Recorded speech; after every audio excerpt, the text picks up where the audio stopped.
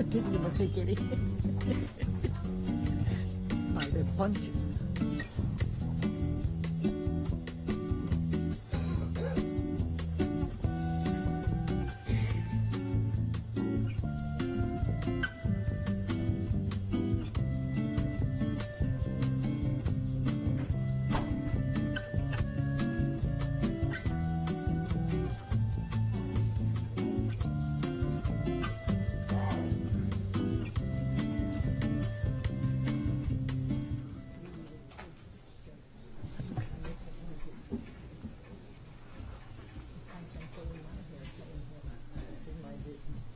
Okay. The February 7th Board of Education meeting is now called to order. Please rise for the invocation. O God, we pray to administer that which is just in all educational policies, being ever mindful of your guidance, stir us to action with love, wisdom, and understanding. The pledge. Pledge allegiance to the flag of the United States of America and to the republic for which it stands, one nation, under God, indivisible, with liberty and justice for all.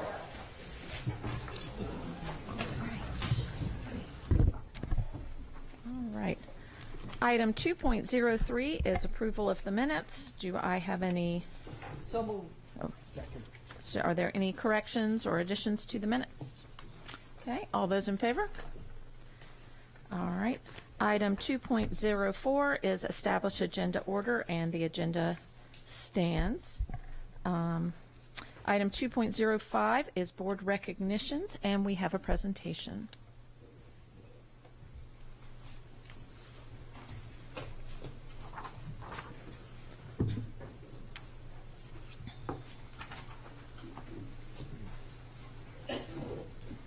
Good morning, President Hummer, Vice President Gilliland, members of the Board of Education, and Dr. Alato. I'm Kathy Lane, Director of Alternative Education, and I have the pleasure of presenting this morning's recognition. Before I begin, I'd like to ask the members of the board and Dr. Alato to please come down front.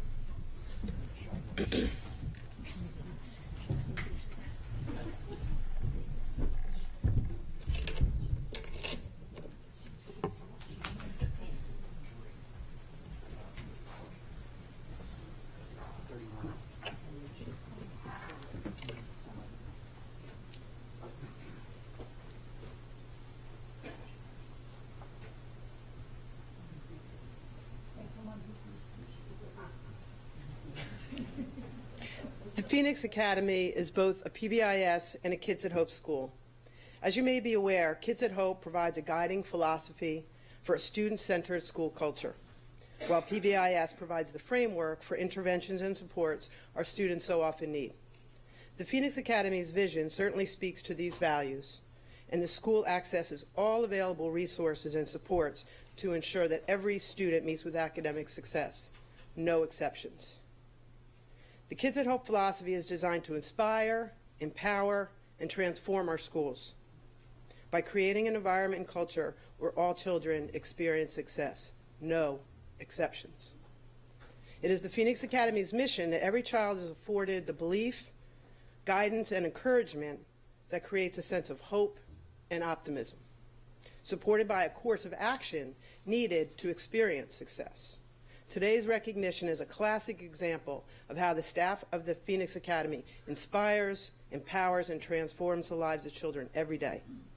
The Phoenix Academy is unique in that it is Anne Arundel County Public Schools, one of very few K-12 schools with 5-year-olds and 21-year-olds attending school under the same roof. This unique configuration affords staff and students not only many unique challenges, but also myriad amazing opportunities. One example of such an opportunity occurred when Jacob Kinzer, a junior at the Phoenix Academy, wrote a rap song inspired by the Kids at Hope pledge that the students recite every morning. Jacob turned the pledge into an original rap song in Mr. Lane's music class and then taught the rap to Miss Couliard's kindergarten through third grade students. We've taken the liberty of adding some photos to the soundtrack, so take a look and listen. No exceptions.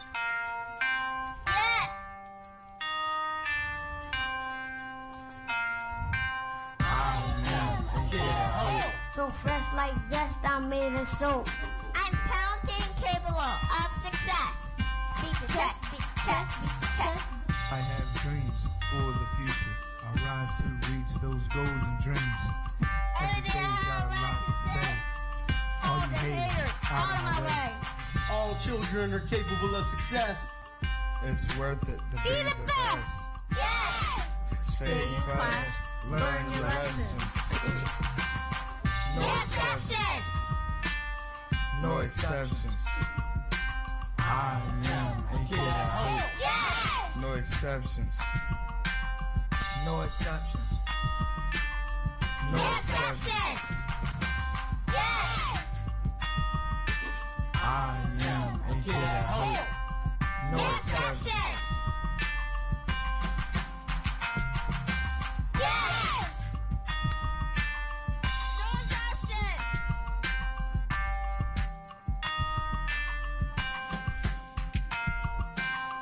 No No exceptions. exceptions!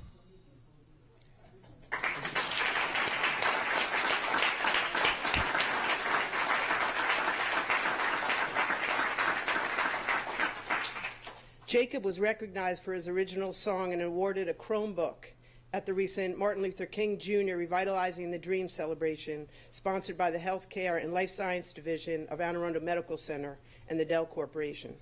As Jacob and others involved come forward, please join me in thanking them for reminding us that all means all and that every child is capable of success, no exceptions.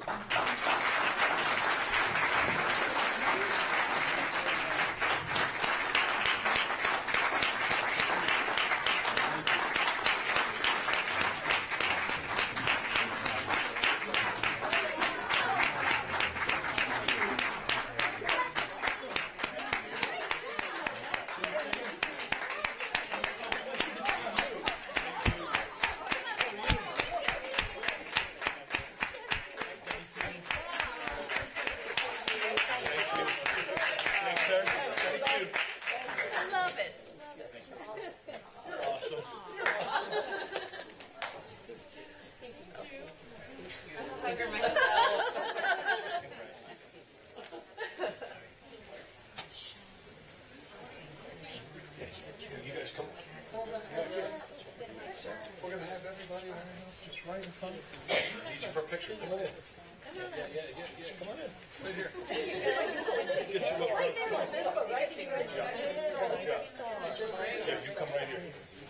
Take a step back. All the way back. Oh, because you're taller than the rest of us. Just get nice and straight in here. And we have a little bit of a, okay, you just make sure we see everybody. Can you fill up this space here and then we'll get somewhere there? Can I see Miss Mary there? Okay. I can see everybody. Okay. There we go. Okay, guys, we'll take a couple pictures. Just looking this way and big smiles, please. Cheese! Get a couple more of you guys while you're there. Keep looking this way.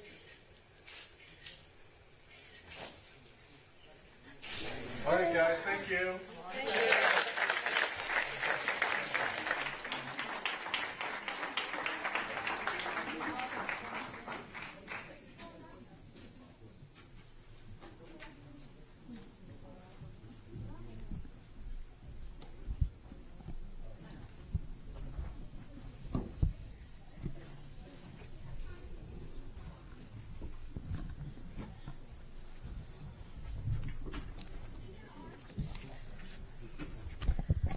If you haven't ever been to the Phoenix Academy, it is an amazing place, and you walk in there and you just feel the energy and the great environment they have there. So that was awesome.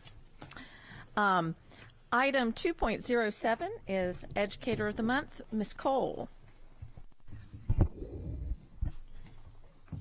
February is a very special month in the world of education. As this week, February 5th through 9th, we celebrate National School Counseling Week, and this year's theme is helping students reach the stars. And speaking of stars, the board would like to recognize a real star in AACPS world of counseling, Mr. John Heiser.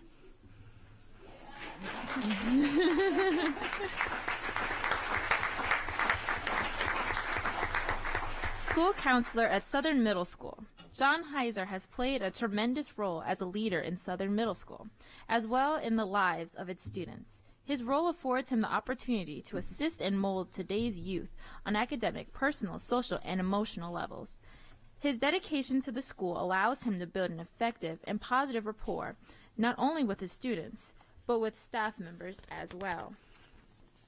While Mr. Heiser has helped to coordinate various fundraisers for family and needs within the community, the most impressive initiative he has piloted at Southern Middle School is the Peer Meditation Program. The program ensures that students can resolve potential conflicts in a safe, supportive environment, rather than the classroom, hallways, or cafeteria. Mr. Heiser recruits and trains about 15 to 20 eighth graders as peer meditators each year to help other students resolve conflicts and explore options on how to move forward in a respectful manner. There have been great success with the peer meditation program over the years, and it is truly due to the time, effort, and dedication of John Heiser. Mr. Heiser utilizes his importance counseling strategies on a daily basis with students, parents, and staff members, including active listening, empathy, passion, conflicts, resolution, and collaboration. Due to his credibility and high degree of professionalism, he has been nominated and selected on several occasions of Employee of the Week by students and staff. His caring and humorous nature truly helps to ensure the Southern Middle fosters a positive, safe, and supportive environment for students to learn. Working at Southern for 25 years, Mr. Heiser has a true sense of what it means to be a Southern Bulldog in South County communities. No matter what grade, students will get to know him and all of his hilarious Heiserisms, from reciting John Cena quotes like "You can't see me" to screaming "holla" down the hallway. He can put a smile on any student or staff member's face. His positivity is infectious. John Heiser, a wonderful and vital resource of your students, especially for those who may not have strong family support at home. You are a motivating counselor as you assist and encourage students to reach their full potential, no matter what obstacles may stand in their way. So for these reasons and more, the Board of Education congratulates you on being selected Educator of the Month for February, National Counseling Month 2018. Congratulations.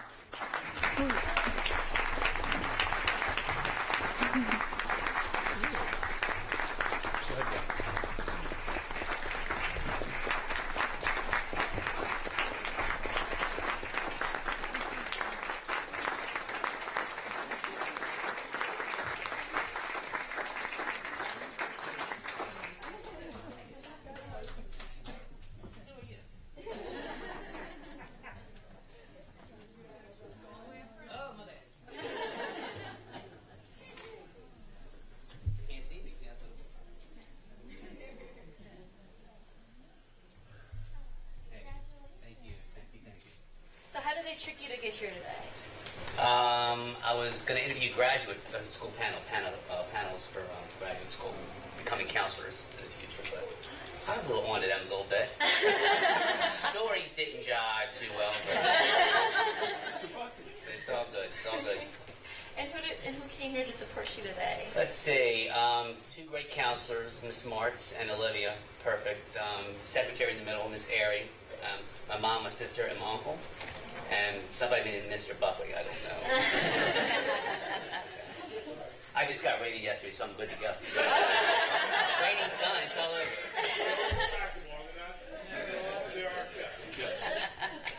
I would like to congratulate you with your certificate. Thank you. And this bell.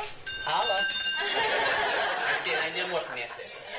Thank you. And I'd like you to stay after so that we can take pictures later on. Will do. Thank you so much. Thank you. Congratulations. Thank you.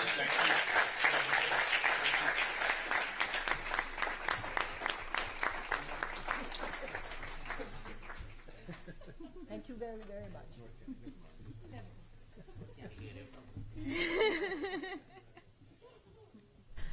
That would have been handover, yeah. Yep. So I'm going to back up a minute because I skipped one. Item 2.06 is school and community highlights. Is anyone from the board? Ms. Korbelak. A few of us had the chance to go to a national conference over the weekend on equity and advocacy that happened to be in DC, so it was just down the street. But I know at some point during that Saturday session, one of the national presenters said all means all. So our slogan is catching, and we're very proud to have the equity program that we have at AACPS. Ms. Nally.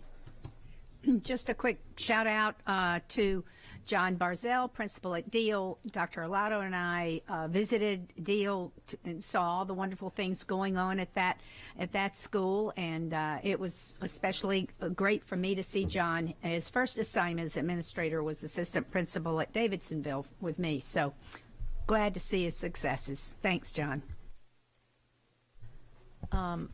Last Friday, Dr. Arlotto and I presented before the Anne Arundel County delegation, state delegation, to share some legislative priorities and kind of a state of the schools address. And it was great to be a part of that and educating and collaborating with our state officials. So that went well. And then yesterday, as part of the advocacy symposium, I spent the day on the Hill with other school board members from around the state visiting our House of Representatives and senators. And we had great one-on-ones with several of the elected officials as well as their staff people to share priorities that we have on the federal level for education. So it was a great day of democracy in action. So, all right, now item 2.08, Employee of the Month, Ms. Korbelak.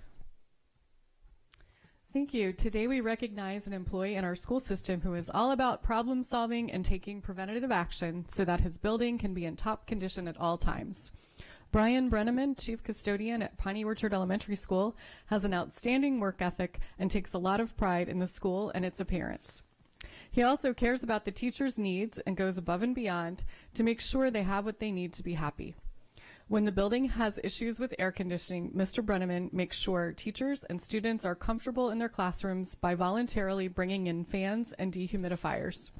He takes the initiative in seeking out problems in the building without the request of teachers and staff.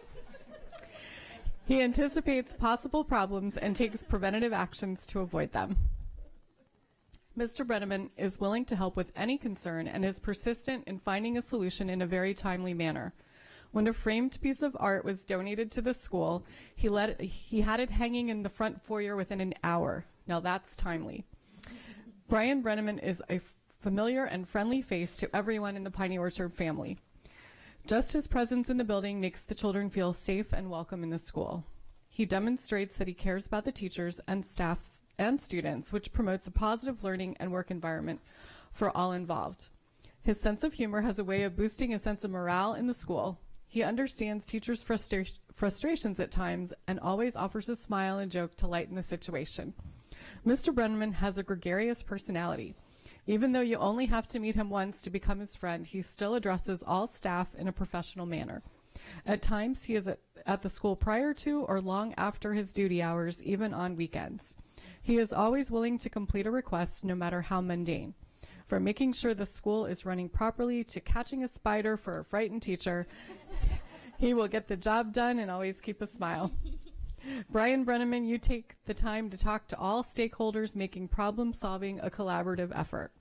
In addition to staff members appreciating your work, parents have also voiced their appreciation over the cleanliness of the building and the attention to detail with the maintenance of the school building. The high expectations you have for yourself and for your crew is very apparent. So for these reasons and more, the Board of Education congratulates you on being chosen as Employee of the Month for February 2018. Congratulations, and please join me up front.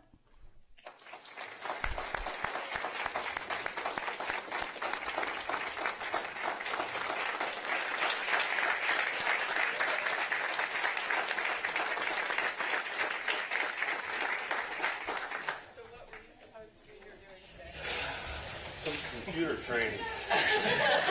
Was they going to make you come to the board meeting before you got trained? Yeah, I'm assuming. So tell us what just walked in. Let's see. My wonderful girlfriend on the right, my son, my amazing principal, and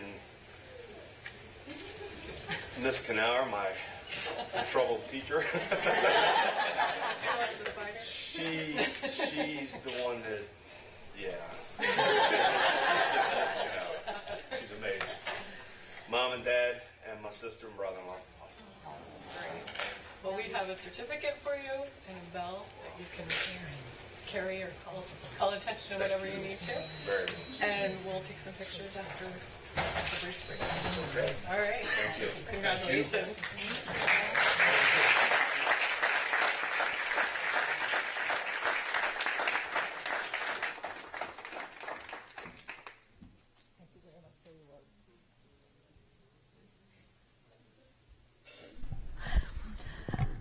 Item 2.09 is Volunteer of the Month. Mr. Reinhardt. Many of us who serve on the Board of Education are parents and or teachers. We know firsthand what years of research consistently conclude about parent involvement in their children's schools. Engaged parents are more supportive of the school goals, their children achieve more academic success, and teachers benefit with more time for individual students and lesson planning. Parent volunteers have real and lasting impact on the entire school community. Today we honor one of those valuable parent volunteers who has spent the past 15+ years working to make a real and lasting impact on AACPS schools. Mary Rose Hubscher has been a consistent and dependable volunteer for Anne Arundel County Public Schools, and schools, staff, and students at all grade levels have benefited from her positive influence.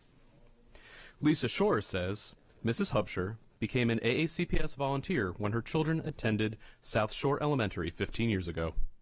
She took on leadership roles on the PTA and recruited many parents to volunteer at the school. As Mrs. Hubscher's children grew and moved on to new schools, she continued to volunteer tirelessly at those schools as well, becoming PTA president at OMMS. Carolyn Burton Page, who was principal at Old Mill Middle School South while Mrs. Hubscher was PTA president there, said Mrs. Hubscher was a huge supporter and advocate and sought to recruit others to support the school. She also remarked that Mrs. Hubscher communicated effectively with the staff and school community, demonstrated involvement by representing and promoting PTSA at most school functions, and supported school community-based activities. While Mrs. Hubscher was PTA president, the OMMS PTA received the Anne Arundel County Council of PTA Award of Excellence.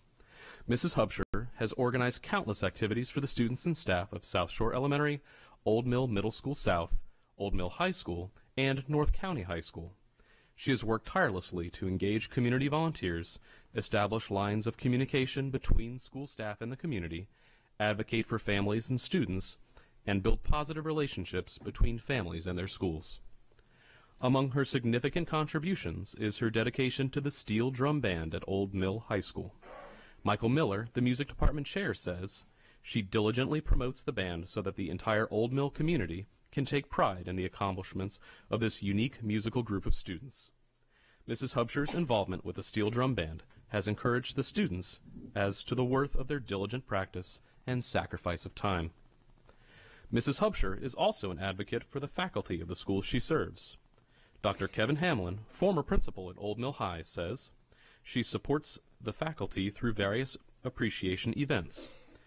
As Katie Feuerherd, current principal at Southern High School, says, Mary Rose was always assisting where needed, including luncheons for staff, manning the PTSA table at evening events, and celebrating teachers. Whenever the school had need for a specific task, she immediately reached out to her contacts for support. So for all these and all the reasons that were mentioned, the Board of Education is proud to award this Volunteer of the Month. Oh, there was a back. Mary Rose Hubscher, I was gonna wing it. Mary Rose Hubscher, we truly thank you for 15+ years of dedicated service to our community. Would you please come forward? With great appreciation, I would like to present this Volunteer of the Month certificate and bell to you.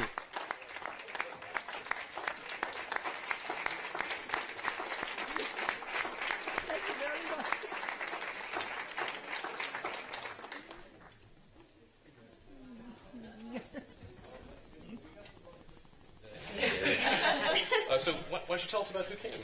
Let's see. What a trick. This was amazing. Well, Stacy got me here under pretenses that we were honoring Miss Carolyn Burton Page. So, and I thought, oh my, here she comes. We're going to ruin the surprise. Well, my husband is here. Good job tricking me. My daughter came from college. She's at the University of Maryland, Kimberly. Oh, it's a long commute. That's Well, yeah. And Wanda Kendig, our former PTSA president at Old Mill High School. And my good friend Julian Donnelly. Thank you. Wow. All right. Well, now we have an additional instrument for the steel drum band now. Awesome. And we have a certificate suitable for framing. Oh, all right. Great. Thank you so much. Thank you. Congratulations.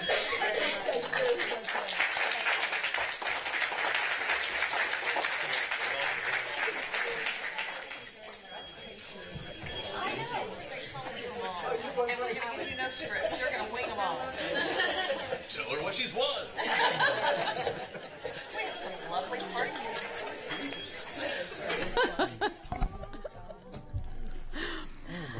Item 2.10 is the PTA report.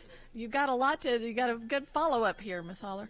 I am telling you, I feel horrible that I missed last month as well because another one of our PTA leaders got recognized. And I would like to say that I love that our PTA is working so hard and making an impact in the community that it's getting recognized. And I hope they continue and see that all the work that they're doing is wonderful in our community.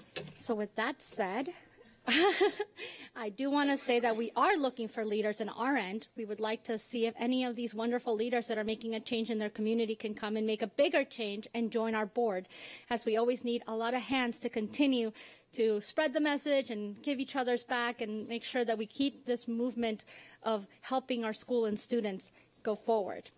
I would also like to do a couple of dates. February 13th, we have our board meeting here at 5:30. It's just a general board meeting. Everybody's invited.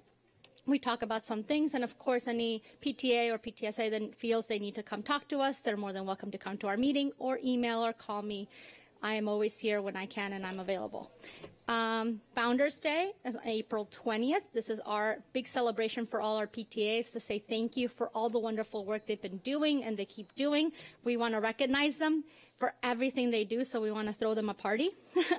And on something earlier, actually I missed, was February 8th. Our Maryland PTA is having a night in Annapolis from 6 to 8 p.m. that they're going to kind of have all the Maryland PTA groups come together and talk to the state level about things that are going on in their community. So this is a great time for our local PTAs to come and speak and see and kind of get to know people and how to make their community more predominant in the issues they have. With that said, I can't say enough thank you for recognizing the PTA. I know these parents, because I've been there, I am one, that we come when we can and we do everything we can with our heart, and our time is very valuable for us to give to the community. So thank you for recognizing us. And I hope to see you next month and not miss another one of our PTA leaders. Have a wonderful day. Thank you. Thank you. Item 2.11 is CAC report.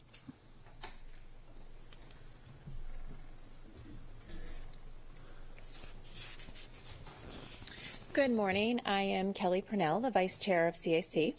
Our big news this morning is that we have a Facebook page, a CAC Facebook page that's active and live and running. All of the CAC representatives now have CAC-specific emails that will stay consistent year to year, regardless of who the representative is. So we are working now on publicizing our page. We look forward to utilizing that to disseminate information to our clusters. And of course, if you're on Facebook, you can find us and like us and help us. We had a delayed meeting in January due to the weather, but we did have our annual presentation from Matt Stansky at the end of January, and it's always so helpful and informative, and we're working on getting that information out to our clusters. We continue to work in our subcommittees, and we hope to have further updates next month. We are finalizing speakers for the remainder of the year. Certainly, if the board has a particular area of interest or suggested speaker, you can let us know. Right now on the table are representatives from special education and the Office of Equity. So we look forward to seeing you next month. Thank you. All right. Item 2.12 is a presentation, a staff presentation on Start the Adventure in Reading.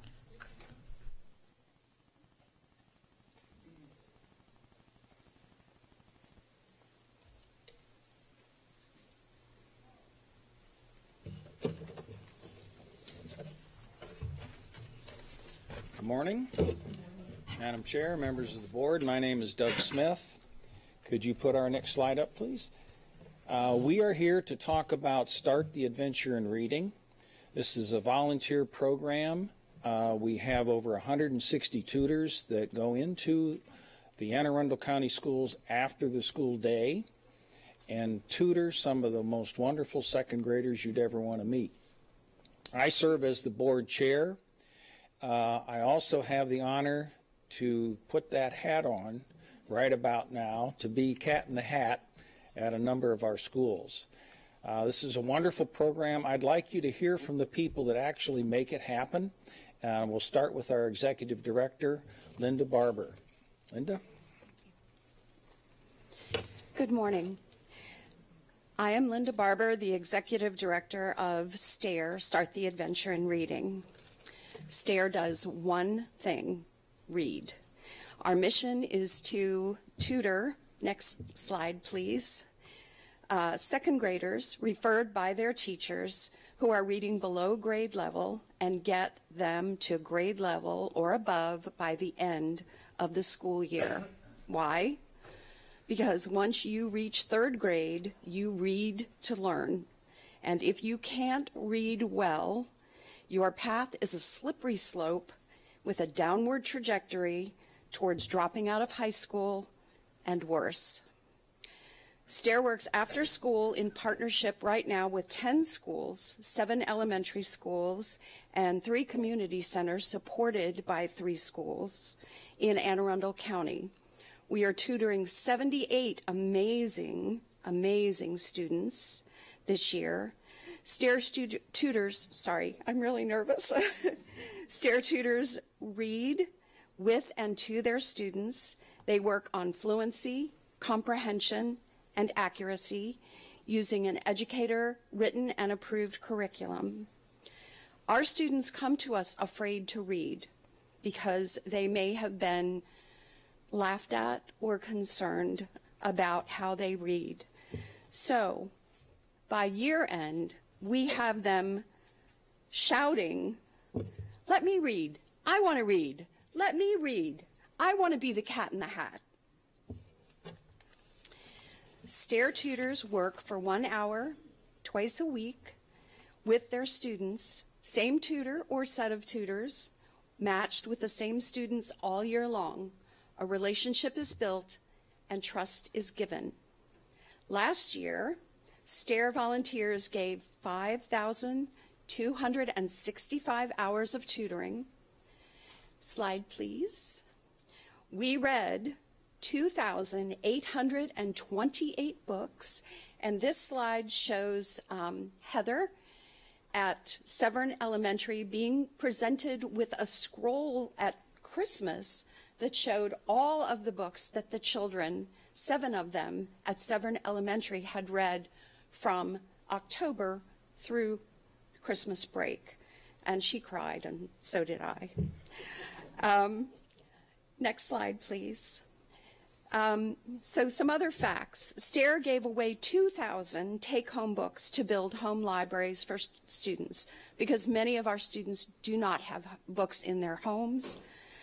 90% of our budget goes directly to our students in the form of books and materials and tutoring hours.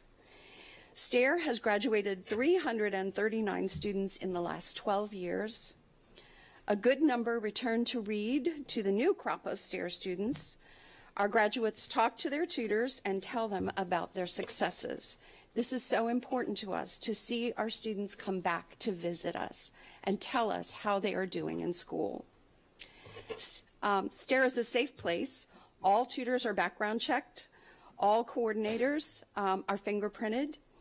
We care about the safety of STARE students, so all tutors must attend yearly training and pass background checks. And twice a year, we have tutor workshops where educators come and talk to our students, talk to our tutors about techniques they can use with our students. We just had a very, very successful tutor workshop, which was presented by Lindsay O'Keefe, about how you move letters around to make words. And the tutors loved it because it's something solid that they can work with. And I was at Robinwood Center yesterday, and that was being used. In May, we have a graduation party at each site, and you are all invited. And each student receives a photo book, and I think you have some of those up on the podium. Every child receives a hardback copy. They find it very cool because they are in a book. You know all those pictures you take on your phones? Where do they go? On your phone, right? So this is what they see. At the event, that students come and read to their parents and other relatives to hear about how much fun they have had at STAIR, and also to show their newfound reading skills. So summer reading loss is a real reality. We're seeing this year after the very long summer. So we play a very small part in trying to help that by running a week-long summer camp in conjunction with the Housing Authority, City of Annapolis. Last year, for the past 2 years, we've worked the camp at Robinwood, and this year we'll have a second camp at Eastport Community Center. The kids are grouped by age and grades. They perform a play a day, no memorization, they read. At the culmination of the week, there's a production for parents to be invited to, and the children receive their applause. So, we build on the work done by reading specialists, teachers, and principals who give us advice and share space. And those people work hard many hours a day to create a place where children can learn. We are very appreciative of all the help we receive from all of our teachers and principals, and principally the board, who supports getting kids reading well by the end of second grade. So how can you help?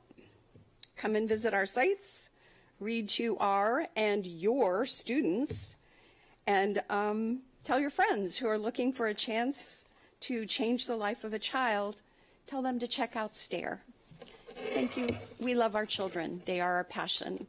Thank you. I'd like to introduce Barbara Pratt, one of our tutors from Robinwood. Hey, good morning. I'm one of the 160 tutors that Linda mentioned earlier. I've been involved with the program since January of 2014. I got involved because I love books, I love to read, and here was a chance to open children's worlds to what they can see through books. So I went through the training, as Linda described it. I studied the lesson plans. I was given guidance on how to structure a lesson and how to deal with behavior issues. And I walked into my first session totally intimidated. I just felt this huge responsibility that it was up to me to get this child to second grade reading level, or they would be condemned to a life of unemployment and poverty from here on out. It was a huge weight to bear. Fortunately, that feeling passed, helped tremendously by the other tutors, my site coordinator, and my student, who was an old hand at STAIR by the time I joined him in January. And I would be remiss if I did not note with gratitude the support the second grade teachers and reading specialists at Hillsmere have provided. They even met with all the Robinwood tutors during the last parent conference day so we could exchange observations and they could give us suggestions as to how we could better support our students. One word describes the STAIR environment for me, and that word is happy. The kids get off the bus and run to join us. They are generally chattering excitedly and sharing with us the highlights and sometimes the lowlights of their day at school. As the Hillsmere staff has mentioned to me on several occasions, they're always asking if they get to go to STAIR today. A 1-hour STAIR session is based on a professionally developed lesson plan. But that technicality aside, and leaving aside for the moment that we start with a snack and we end with a game, all of which are important to the kids, I believe the primary reason that the kids enjoy STAIR and that the kids make progress in STAIR is because it's one-on-one. In addition to the fact that each child is getting individual attention from a caring adult twice a week, one-on-one tutoring means that no child is behind. We meet them where we are, we meet them where they are in their reading skills and go from there. We can focus on books of interest to them and spend time on areas that they are working to master. We can match the rhythm of a session to the needs of one particular child, and these are luxuries that are not available to teachers with a classroom full of kids. Working with these children inevitably gives one glimpses into their lives. Kids who never mention their dads, those who reference their aunt at every turn, kids who've mentioned siblings who live elsewhere, and those who list all 6 of them on their All About Me page. Kids who taste blueberries and even bananas for the first time. We hear stories from school. From one student, I found a toad while I was waiting for the school bus, and I put it in my pocket and I took it to school. I let it out to show some of the other kids, and it got loose in the lunchroom. But it's okay because no adult saw. We get pearls of wisdom from a little girl who ate her snack in reverse preference order. Because my grandma says, if you eat all your favorites first, you end up with just green beans on your plate. We celebrate the successes of our students. Jordan, who is way behind in reading and in special ed, found his voice in poetry, which he both read and wrote. Duke, who was extremely reluctant to read aloud even with just his tutor present, came back to STAIR the following year specifically so he could read to a younger child. And we can be wowed by our students. Eva responded to a classmate's hesitant reading aloud of a story he wrote by leading the applause for him and for all the students who followed. Darnez, who when asked to alphabetize his list of colors, first put them in rainbow order. And Marcus, who can't verbalize answers easily, but shows that he understands the words he reads by writing cry with a single tear hanging off the Y, and the letters of float gently bobbing on the surface of a pond. I got into STAIR because it was about reading and books, but I stay in STAIR because of the kids. Thank you.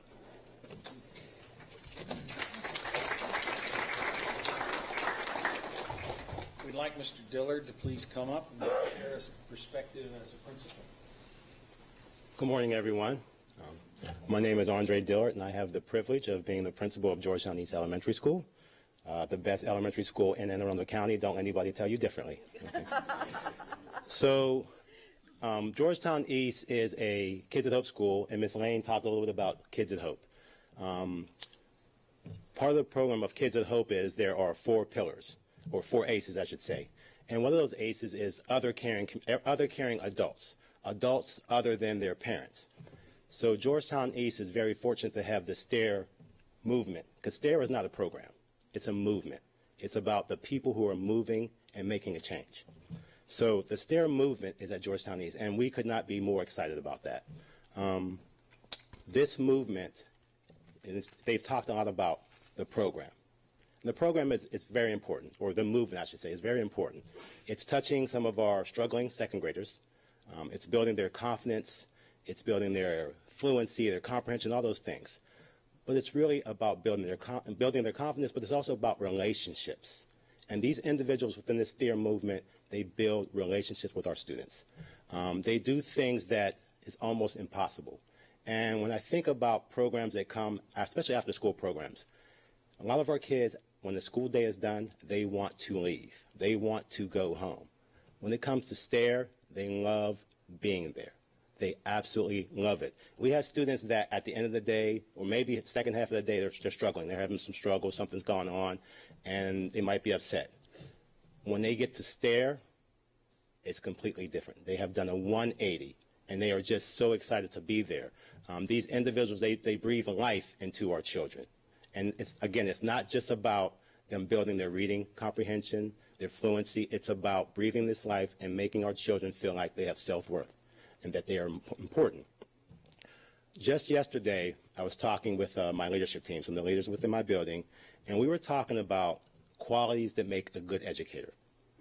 We talked about all these different things and ways that we can try to support some of our teachers who aren't as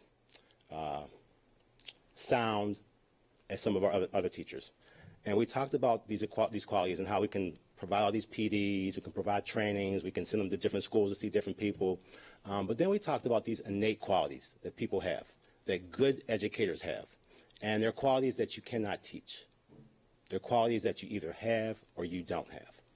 And when I think about the individuals within STAIR, they all have these qualities that you just can't teach. They have these qualities of just wanting to be with children, support them, to learn about them, and not just about what's going on in school, but their lives outside of school, which is very important, because that's where you can bridge that gap and you can build those relationships. So we talked about these innate qualities, and the cool thing about the STAIR movement and the leadership is when they find tutors that have the same mindset. They find tutors that not only want to help children be successful, but they find tutors that can build relationships, that care about kids, that want to hear about what's going on in their lives, beyond reading. It goes beyond reading. This STAIR movement is so important, it's so powerful, and I am truly honored, and it's such a privilege to stand here, to be asked to talk about STAIR. I know they could have chosen so many people, but they chose me, and I'm very honored by that privilege. So just like Ms. Barber said, Mr. Smith said, please come out and visit the STAIR locations. Talk to the individuals, but more importantly, talk to the students. We had a student last year. He was in STAIR 2 years ago. He came back. He wanted to come back last year, and he wanted to come back because of those relationships, and he wanted to come back because it was so powerful, and he just wanted to be around those individuals one more year. And this is a student who, after school, he wants to go home normally. He wants to go play football. He's rough and tough, but he wanted to come and take part in STAIR for a second year, which is so, so, so very powerful. So again, I would encourage all of you to come out, visit the sites, and everyone to support this movement. The African proverb says that it takes a village to raise a child. They are part of our village. Thank you.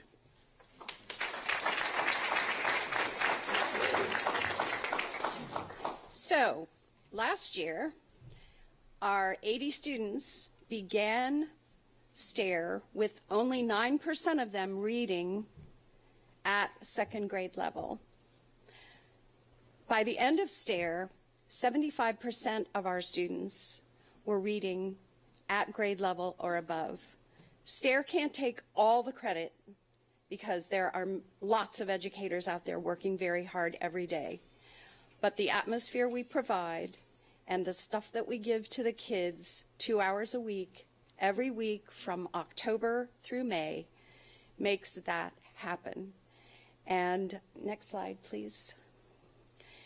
You can help us in several ways. You can volunteer 1 or 2 days a week. It's after school, so plenty of time.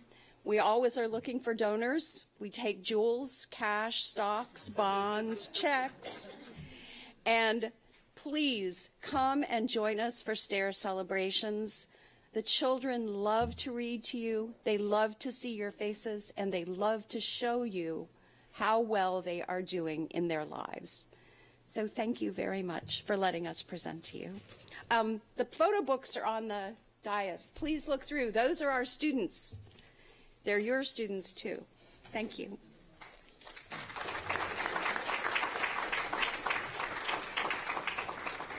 Let me just close by saying we couldn't do this without the great partnership we have with the Anne Arundel County Public Schools.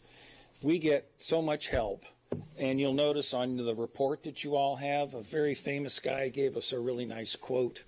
So he's on the cover. But we're pleased to be a part of all this. Thank you for your support.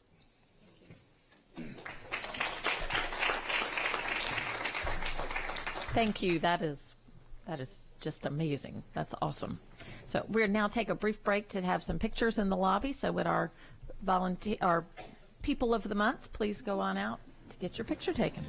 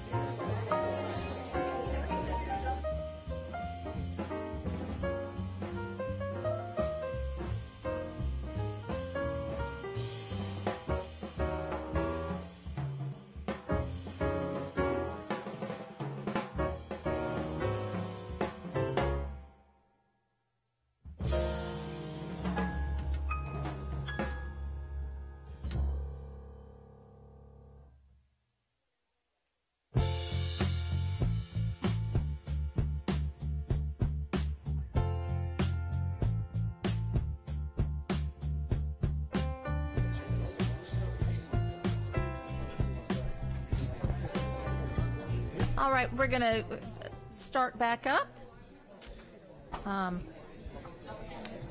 Where's my card?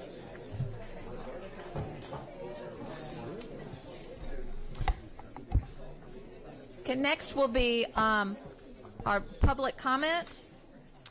Anyone wishing to speak on an item not on today's agenda may offer testimony during this public comment portion of the meeting. Speakers are allotted 3 minutes each and may not allocate their time to others. A tone will sound when time has expired. The board asks that comments remain civil and appropriate for the various audiences that may be watching or viewing this meeting. Student-specific and personnel matters are confidential and cannot be discussed in this forum. It is not the board's general practice to engage in question and answer session with speakers. For the record, please give your name before speaking, and handouts should be given to the board assistants. Lisa Van Buskirk.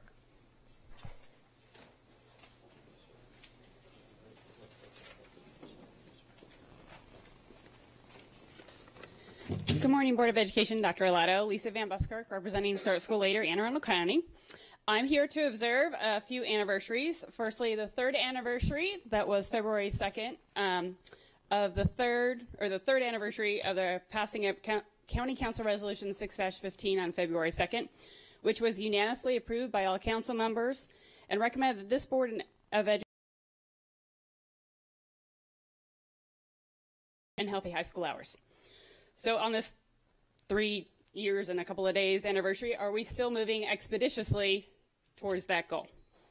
I'd like to observe the 19th month anniversary of meeting of two of you, in which I was assured George, meaning Dr. Alato, will progressively shift over 4 years to 8 to 8:30 high school start times.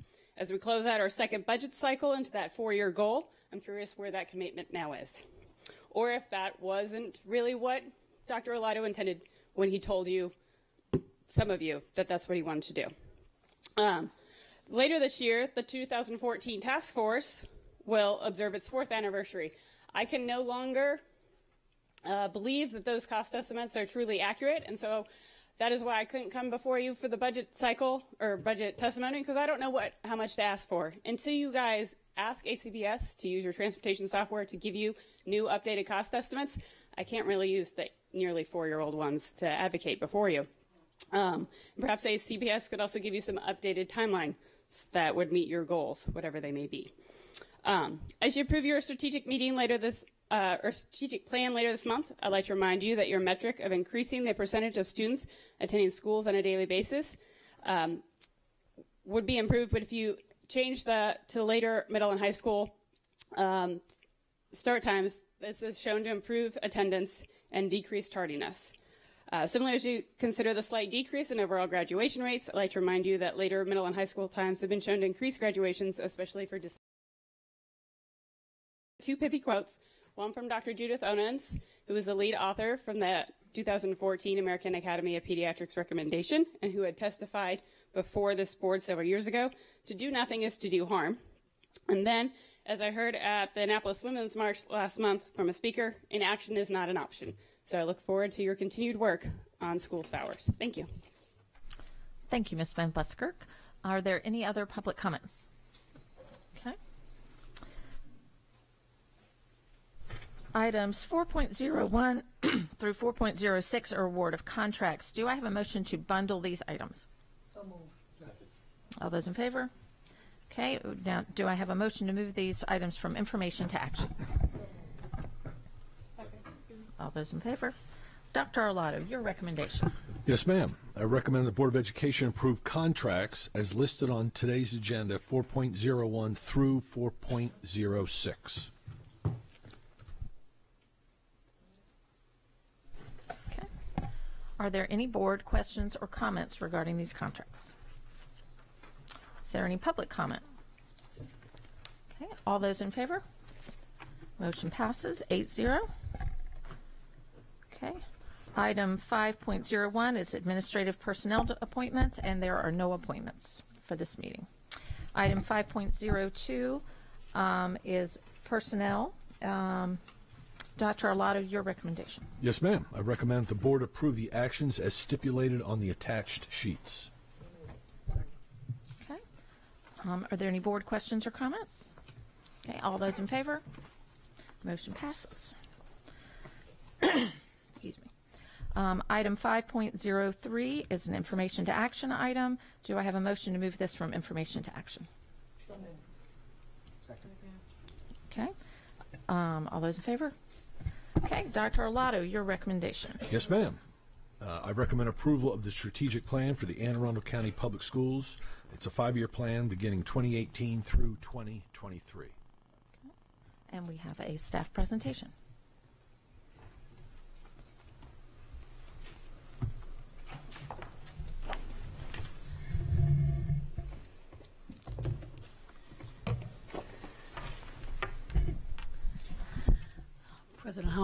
President Homer, Vice President Gilliland, Dr. Lotto, members of the board, we're happy to be here today. For the record, I'm Maureen McMahon, Deputy Superintendent for Academics and Strategic Initiatives, and I'd like to ask my colleagues to introduce themselves. Good morning. I'm Monique Jackson, Deputy Superintendent for Student and School Support. And good morning. I'm Kevin Hamlin, Senior Manager, Office of Student Data. So it is our pleasure today to return to seek your approval of our new 5-year strategic plan. As you may remember, on December 6th of last year, we presented the strategic plan to you. And at that time, based on public input and your thoughts, you guided us to make some small, targeted adjustments. So let us now highlight the changes that we made. Thank you. First, we'll review our driving values. As you suggested in December, we have reorganized the values, grouping them by theme, and added a value related to our business practices. Let's look at the website to see the results of the work. Please remember that relationships, rigor, and readiness is the overall theme of our new strategic plan, and this will play out as we address the edited values.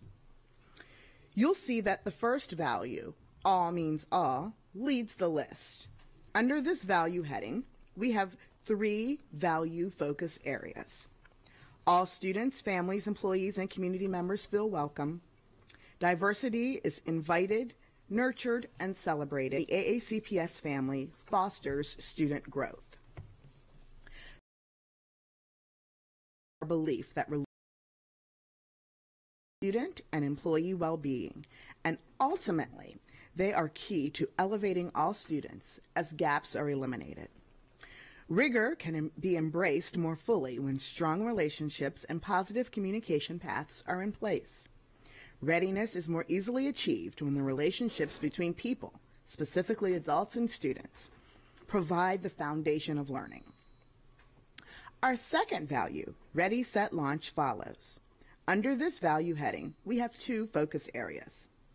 All students are prepared for college, career, and community, both inside the classroom and beyond the classroom walls. The second value speaks to rigor, formal and informal learning in the classroom, and through our many co-curricular clubs, programs, events, competitions, and other offerings.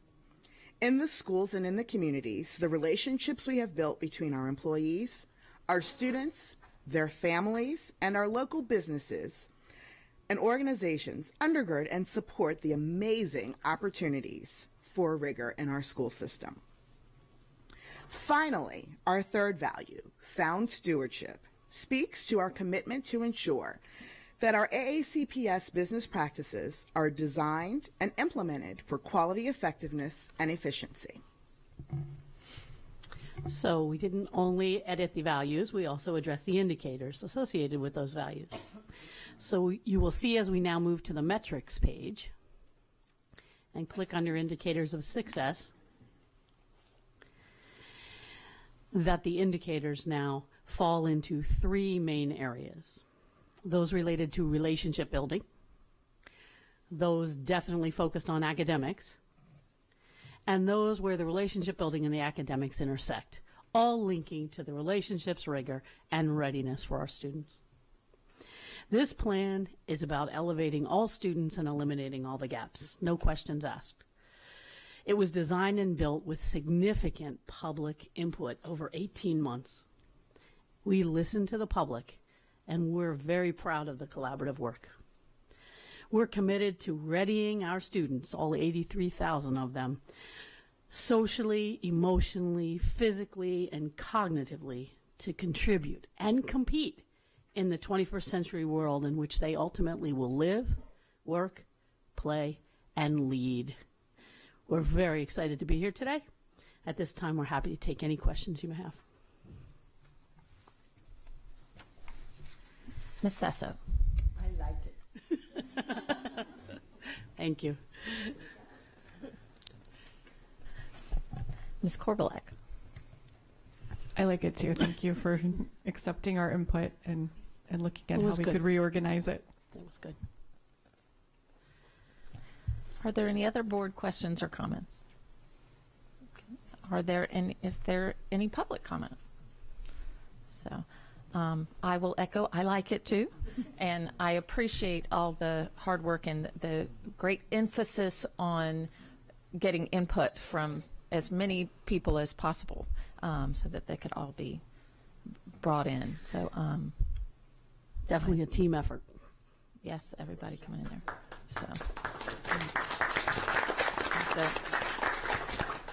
So now we have a motion on the floor to accept the strategic plan. So moved. Okay, all those in favor? Strategic plan is adopted for the next 5 years. Thank you. Thank you so much. Thank you, team. Well done.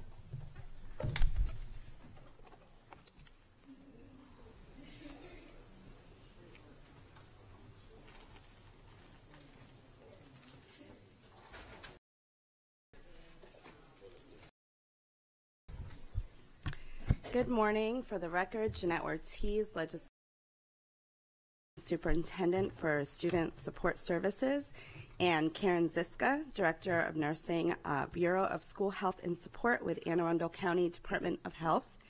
And so today we have policy JECB, storage and use of naloxone or other overdose reversing medication, before you for first reading.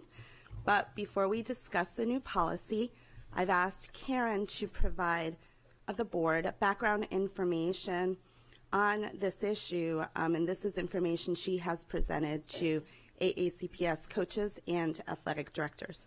So I will turn it over to Karen. Thank you very much. Do I have a clicker? That's all right. Your slideshow isn't connected to the clicker, but just let me know and I'll Okay. I'll go on with something. Thank you very much for having me here. I really appreciate it. As you know, school nurses are in the trenches and are in the health rooms. I have to say, when I looked at the stats, the number of health room visits for students coming in under the influence that we suspect under the influence of substance abuse in the last 5 years has doubled.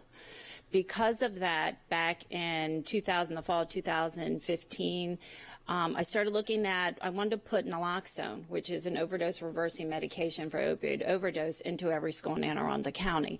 I thought that would be a pretty easy thing to do. I'd look at the funding and just put it in the schools and develop a policy. What I didn't realize at the time is that our staff couldn't be trained because the state training was for known substance abuse users. It was not for pediatric population. And our population is very different because some of the signs and symptoms of opioid overdose mimic that of an opioid overdose, of chronic health conditions, certain chronic health conditions. So our staff needed to know the difference of when to grab an EpiPen for an allergy, glucagon for diabetes, Diastat for a seizure, or even an AED for a cardiac condition. So we went ahead, and the state, before I could put naloxone in the school, we had to develop our own training, and we had to become a training entity under the state's overdose response program. So that we did. And in March of 2016, we put naloxone in every school in Anne Arundel County. My feeling was what was in our state and in our county, I figured eventually one day would be in our schools, and I wanted to be prepared. I didn't want a child, unfortunately, to die or overdose or something in school and for us not to be prepared. So I put it in the schools. And there were a lot of counties, I have to say, that were very reluctant and didn't want it in their schools. They didn't think it was necessary. They thought it was a waste of money, and we'd never give it. And I spoke to Dr. Arlotto about it, and he said, go ahead and do it, Karen. Let's be proactive. So we did, and I have to say, 10 days after we put it in school, we gave it and we saved a life. A student came into the health room. Within minutes, she became unresponsive and she stopped breathing. It took the nurse 2 doses of Narcan to bring her back to life. Since then, we've given it 2 additional times. So a part of the role of the school nurse is not only the emergency care and responding to it, but it's also health education. So we work with the school counselors and teachers in doing health education and talking to students about substance abuse. We do PowerPoint presentations. Another piece of it, overdose in this crisis, is that we needed to get to student athletes. So I developed this PowerPoint presentation, athletic directors and the coaches, and starting next week, athletes and their parents. So I'd like to go ahead and share it. What happened. So United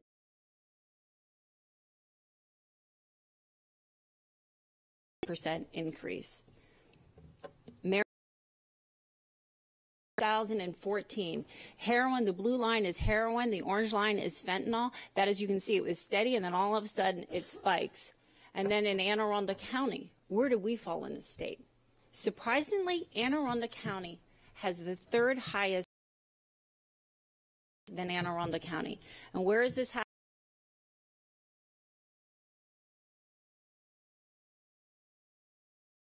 From it. Now, it's funny, I sit on the county's Not My Child.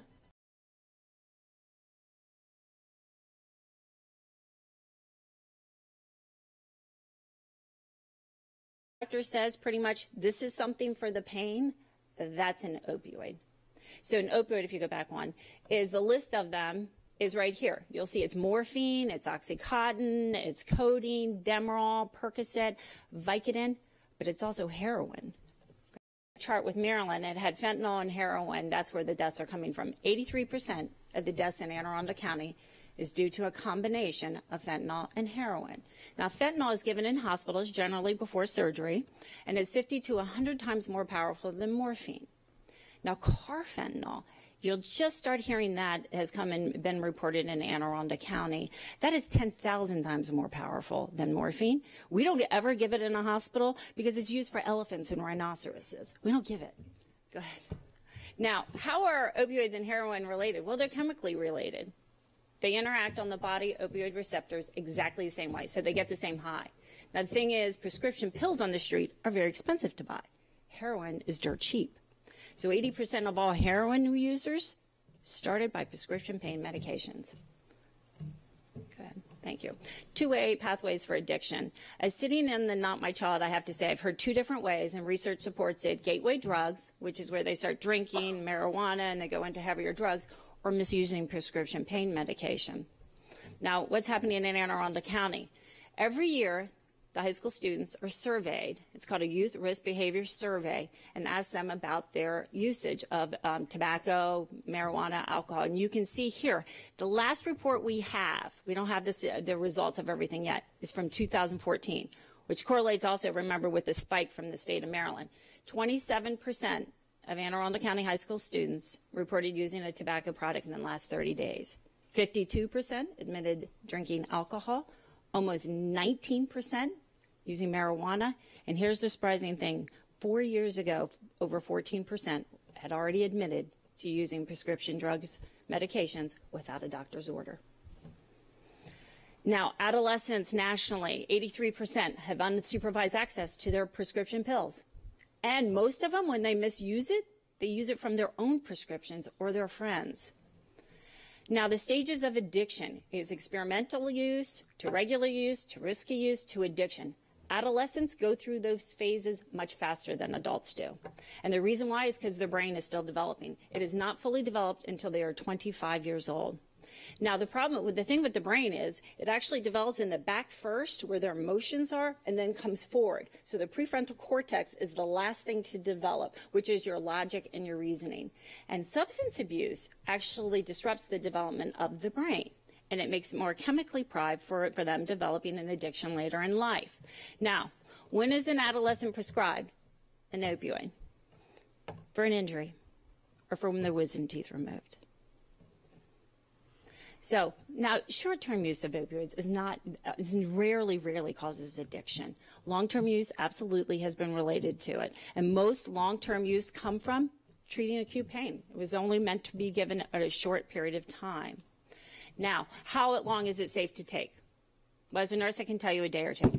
Absolutely, you don't need it more than 3 days, and never more than 7 days. Psychological addiction studies show start after the 3rd day. And this is a piece I want parents to know. So if their child is injured, you need to know what to do and how to handle it. Now, are there other options out there? Surprisingly, when I started to get into this research, I found that over-the-counter Tylenol and Motrin, when given together, is 50% more powerful and better at controlling the pain than an opioid. So the green line, the long one that you see, is the pain control they get from Tylenol, Motrin together, where the third one down is actually an opioid. So parents, I wanted them to hear this message. You can click on the next message. And this PowerPoint is on your website. It's under the athletics section. And here, I'm not going to go through all the dosing, but tells the dosing that this study found. But the biggest, most important piece of this is those two medications have to be given together, because separately, they're not as effective. Now, for injuries, I want to talk to parents just about resting an injury, ice, Elevate, putting an ACE bandage on it. Those things are all great to do at first. If it doesn't work, go see your doctor. Develop a plan. Talk about this injury. How long is it going to take to recover? Realistic expectations. The goal is not to be pain-free. Pain is actually a good thing. It is our guide. It lets us know that we are injured. We need to rest, not to overexert ourselves. It lets us know when we heal. It is our guide. It's our body way of telling us that we're injured and we need to take it easy. And as a parent, we need to know our options. If a doctor writes us a prescription for an opioid, say, hey, wait a minute, what else do I have? Is there something else I can take? What about Tylenol, Motrin first, and then let's work our way? And not 50 pills, how about 5? And then follow up with their doctor. Now, if you're given a prescription, I'm going to talk to parents about, for an opioid, find out about it. What are the benefits? What are the side effects? How long? Am I looking a day or two, or what am I looking? How long is he going to need it or she need it? And what are the warning signs? Because what if things aren't healing and aren't going really well? I also want to talk to them, which is so very different at this age group. A lot of adolescents, they're old enough to take a Tylenol if they have a headache, but not with an opioid. If they're given a prescription of a painkiller, the parent needs to hold those pills, they need to keep them locked up, and they need to dispense them 1 pill at a time. And if anybody has extra medication in their medicine cabinet, they need to lock it up and get rid of it. And parents, let me tell you, grandparents are notorious for having their medicine cabinet full of medicine. So I'm going to encourage everybody to go home, go to your parents' house, and get their meds too. And dispense them in a safe place. Every police department has dispenses that you can use medication and drop off these pills. I also want to let them know that there is a school nurse at every school, and I'm going to have the school nurses there so I can introduce them. If there's an injury, your child has surgery, reach out to the school nurse. She's a wonderful resource for you. She can work with you and your doctor in developing a plan of care, because they're going to need this so that during their recovery phase, they can come to school and have access. We have keys to the elevator, so if they're on crutches, they can use that. Because all of our goals for our students is we don't want any new users. And that's the whole point of this. So thank you very much for listening to me and for your time. I appreciate it. Mr. Grannon. Mr. Grannon. That was extremely informative. Thank you very much for that. I learned a lot. The slide that had the percentages of usage by high school, those were all within a parameter of 30 days? Mm-hmm. Okay. Do we have a sense of, do you think any of those numbers are actually being underreported? I personally do. I think that I think for a student to sell, and that's just my personal opinion, if they're filling out a form, how many of them are going to be, honest and say, yes, I'm using, no, I'm not using. So I think you do have a percentage of students who probably are using it and don't want to put it down just in case that, but it's the ones who actually reporting, 20% of high school students in this county are reporting that they've used marijuana in the last 30 days. Yeah, and that's back from 2014. So that data is 4 years old. Yeah. Okay. And about the naloxone, what's the protocol? What happens after you administer it? Does the student go to the hospital? Yeah, Do you notify the parents? How does that work? Absolutely. We call 911 immediately, and we give the naloxone. And I tell you, the last time we gave it, we started to give the second dose as the paramedics were coming in, and they looked at us and said, yeah, you're doing the right thing. And not only after that, it was the paramedic turned to the nurse and said, do you have any more? Because she just gave 2 doses. And she said, no, now I'm out. And he said, let me go to my ambulance and let me give you 2 more doses of it. So he came and restocked our supply. I mean, I have more at the office, but so, yeah, that's what we do. We call 911. The parents are contacted. Ms. Korbelak. Sure. I just want to thank you for educating the public. I know when this education piece started with the county, I had teenagers who were getting their wisdom teeth out. And had I not been informed, We were not allowed to leave the oral surgeon's office without them calling in a prescription for opioids. They would not even let us leave. And had I not been informed, I would have given them to my children. Instead, we went the Tylenol Motrin route, and all 4 of them were fine. Yeah. So it's important to get this message out, especially to our teens, our athletes, as well as anybody who's getting wisdom teeth out. Absolutely. I had a few years ago had surgery, and I think they wrote me a prescription for about 100 pills. So it just is an important message, you're right, that everybody needs to know there are other options, and the goal isn't pain-free. You know, it's a good way for our body letting us know what's going on in the process of healing and recovery. So thank you. Ms. Nally. Again, I too want to echo the sentiments of my fellow board members. It was a wonderful educational.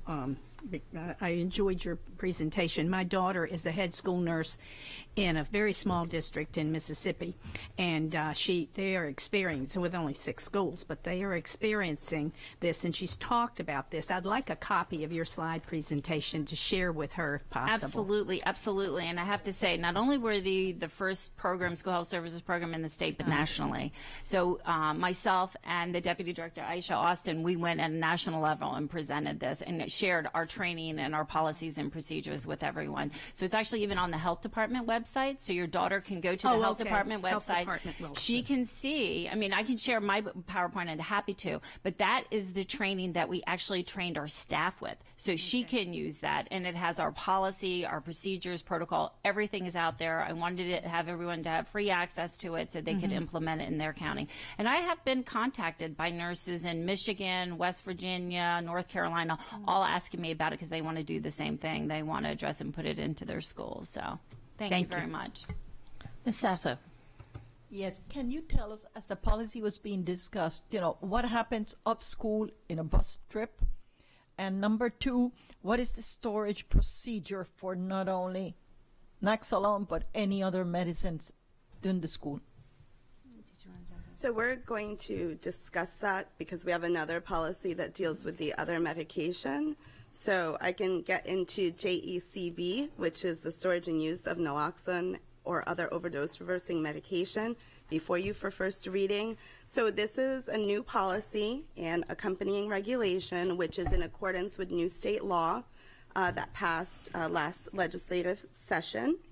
And so essentially the policy requires all schools to store and use naloxone and other overdose reversing medication in accordance with the state law. It also requires AACPS to notify parents and guardians of this new policy, which is also in accordance with the state law.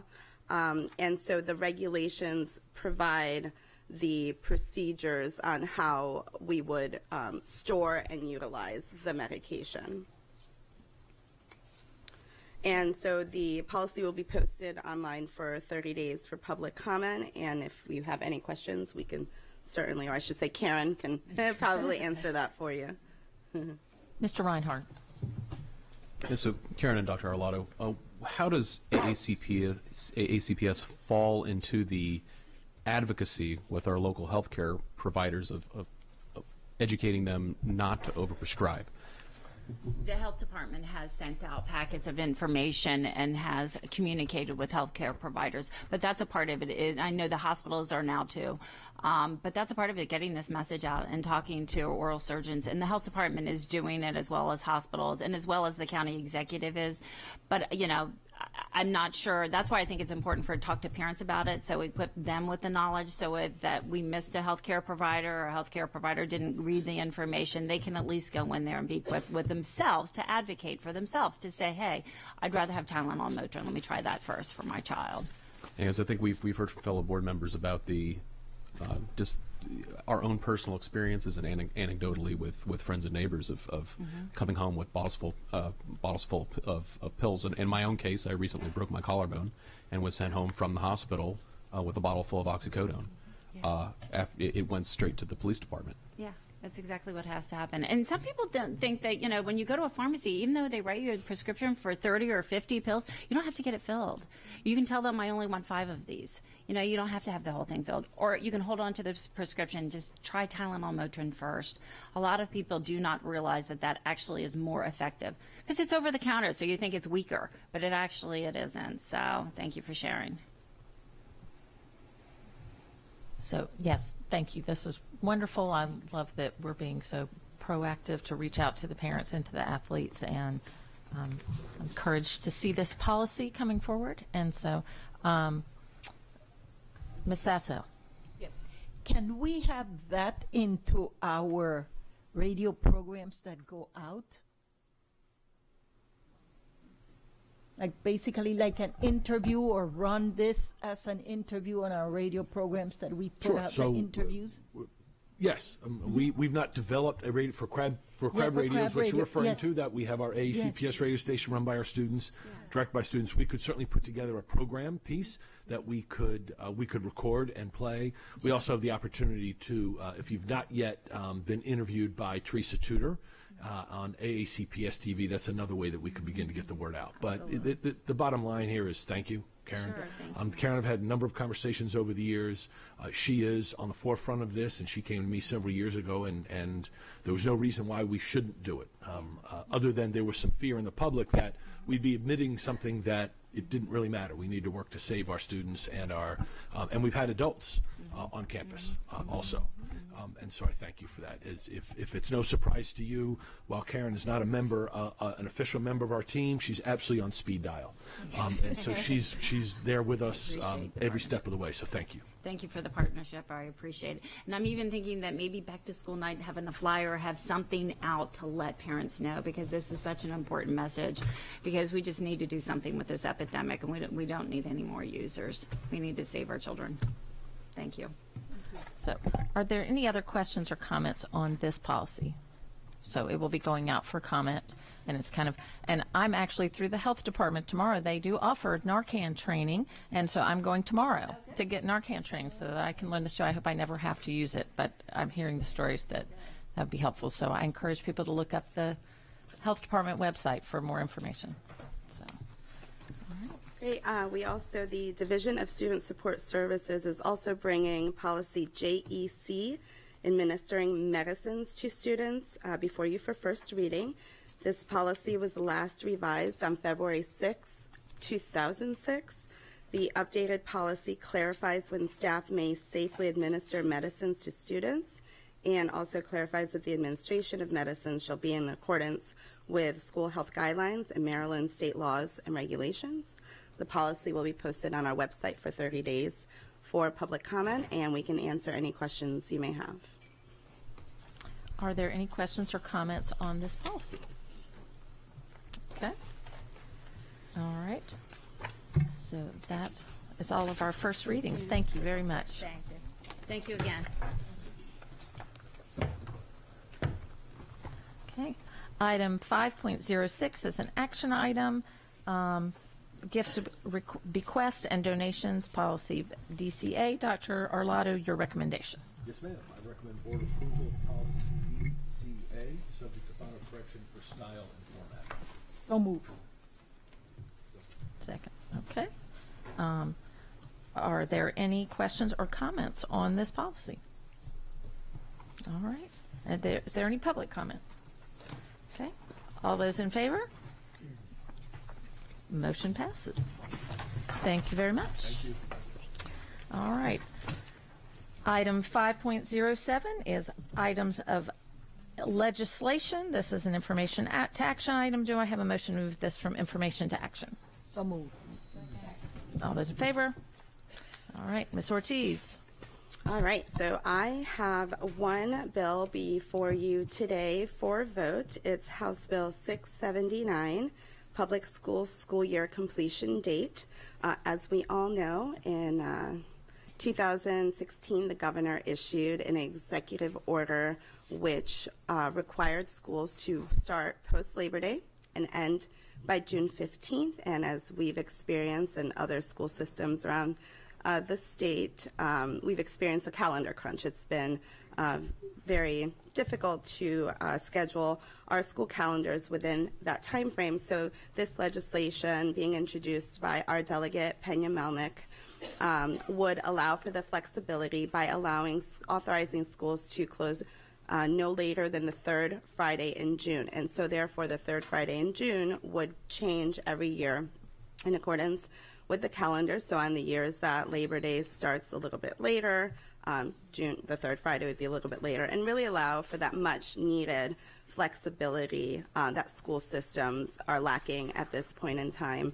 I do want to point out that we have almost 70 co-sponsors on the legislation, and so there's a lot of support for this bill, and so I am requesting that the board vote to support this legislation. Mr. Reinhardt. Thank you, Madam President. Are there currently any other bills addressing the school calendar floating around? Yes, so there are two other bills, really one bill in cross-file, so there's a House version and a Senate version. Delegate Mark Chang has a legislation which would allow schools to basically waive 5 days without having to go before the state board for an official waiver.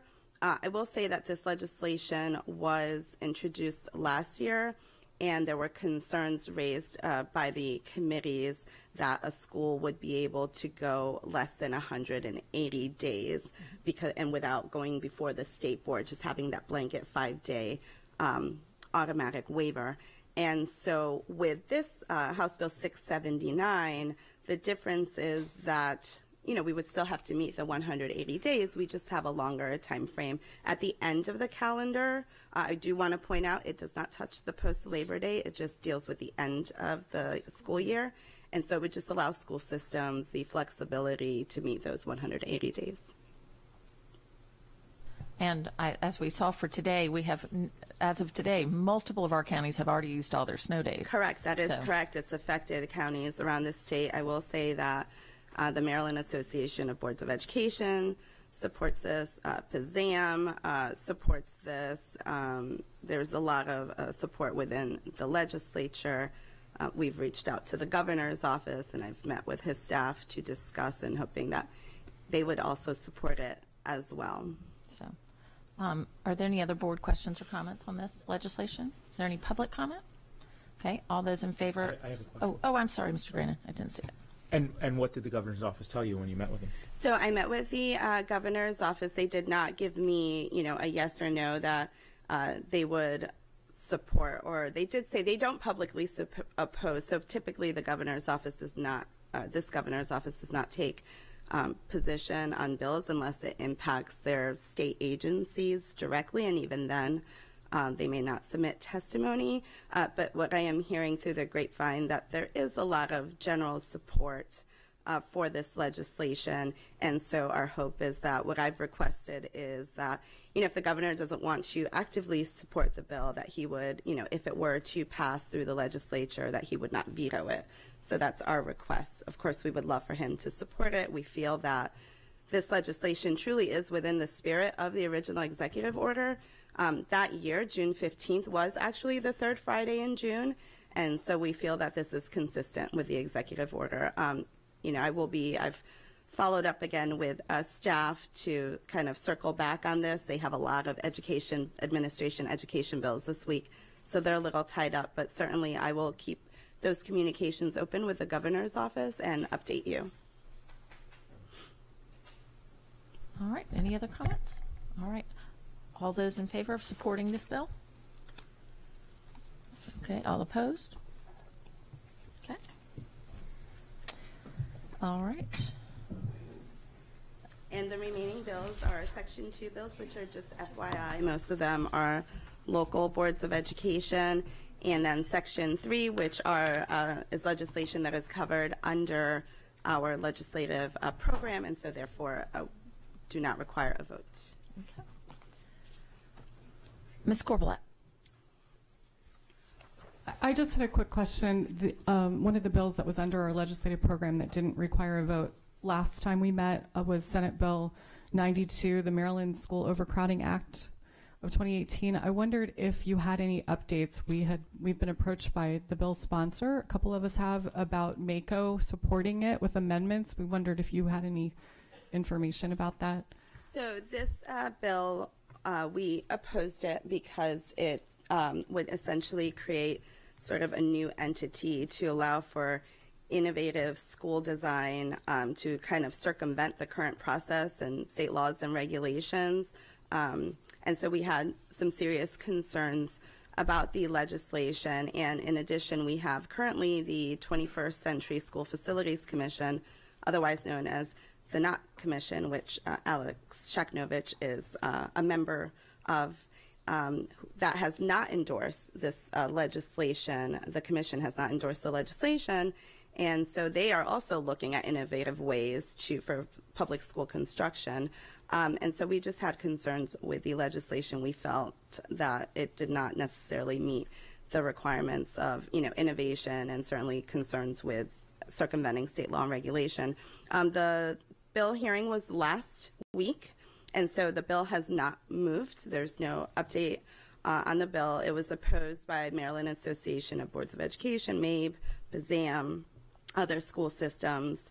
And I did hear that MACO is supported with amendments. I have not seen those amendments, but certainly I can request them and share them with the board. Yeah, I'm just curious. I know the bill sponsor has indicated that this is just another tool in the toolbox, and that MACO is now supporting it with amendments. So I was just curious what those amendments were. Yeah, I can certainly get a copy of those amendments, and perhaps those amendments address our concerns. MACO didn't share that with us, or I'm not sure if they shared it with MABE in advance of the bill hearing, but I will look into that and follow up with you. Yeah, no problem. All right. Are there any other questions or comments on legislation? Is there any public comment? All right. Thank you, Ms. Ortiz. Thank I know you. You're working hard. Right.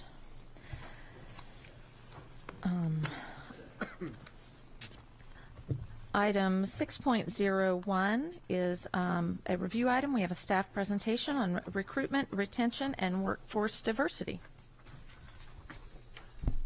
Good morning. I am Jessica Kutchis, Executive Director of Human Resources. I have the pleasure to introduce the panel up here. So we have Ms. Shanika McKenzie, our Workforce Diversity Specialist, Dr. Dawn Lucarelli, Regional Assistant Superintendent, and Mr. Bill Goodman, Senior Manager for Human Capital Management. I am thrilled to sit before you today and share a review of our 2017 hiring season. We have some good news to share regarding both recruitment and retention of educators in our school system. As of October 8th, Anne Arundel County Public Schools hired 571 Unit 1 employees for vacant positions. This is a 20% decrease in the number of teachers hired versus that same time last year, and reflects an overall increase in teacher retention. It is also worth noting that of those hired, 23 were Anne Arundel County Public School employees working in other capacities who became certified teachers. 61 of our new hires completed their student teaching internships in Anne Arundel County Public Schools, and 142 of our new hires, nearly 25%, were graduates of Anne Arundel County Public Schools. As we continue to value diversity and recognize the enrichment and benefits diversity brings to our students' educational experiences, we are excited to report that approximately 22.6% of our new teachers were diverse, and 17.3% were male as of October 8th. While this is a slight decrease in the percentage of males hired at 1.5%, it is a 4% increase in the diverse new teachers when compared to the same point last year. This increase in diversity is even more significant as it represents the largest percentage of newly hired diverse educators reported since these updates began in 2009. Now that I was able to share some highlights, I will turn the presentation over to Ms. McKenzie, who will discuss some of the efforts that contributed to our recruitment success this past hiring season. Good morning. AACPS recruitment staff attended 35 college and teacher ed job events during the 2017-18 recruitment season. Nearly 25% of the events attended were diversity-focused job fairs or visits to colleges and universities with higher proportions of students from underrepresented groups. We extended over 188 open contracts to strong candidates in order to secure their employment with our district. Top diverse applicants and high-performing student interns were specifically targeted. 96 of the candidates who were offered open contracts accepted positions with AACPS, which is 51% of total offers. 33% of teacher candidates who accepted our open contracts were also diverse applicants. HR representatives proactively reached out to principals to help identify highly qualified student interns to offer these open contracts. With the assistance of dedicated staff in the Office of Workforce Diversity, we contacted nearly 900 diverse teacher applicants applying to positions in our district. During these calls, candidates were informed of missing information in their application profile, scheduled for interviews, and encouraged to participate in upcoming teacher recruitment events. On April 1st, AACPS hosted our Teacher Diversity Job Fair. Held at North County High School, the event was attended by nearly 120 applicants and over 60 AACPS schools. Teachers eligible to attend our Diversity Job Fair must fall into one of the following three categories: educators from underrepresented racial and ethnic groups, male educators professionally certified in elementary or early childhood education, educators of all races certified in hard-to-fill areas such as mathematics, chemistry, physics, technology education, special education, and worlds and classical languages. In May, we once again held our annual Teacher Diversity Recruitment Weekend, which invites candidates from across the country to our district.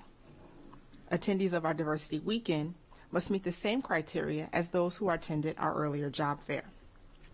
Candidates who attended this weekend event had the opportunity to visit AACPS schools, network with administrators, and explore our community. At the culmination of our Diversity Weekend, AACPS held our Teacher Recruitment Job Fair. This job fair was open to teacher candidates in all subject areas. However, priority in scheduling interviews were given to those who attended our Diversity Weekend event. Nearly 200 teacher candidates attended this event. Although our Diversity Recruitment Weekend has assisted in our recruitment efforts, we believe that our Teacher Diversity Job Fair provides our school system with a greater opportunity to connect with potential candidates earlier in the year. In addition, it is much easier for many applicants to participate in the one-day event than in a multi-day event.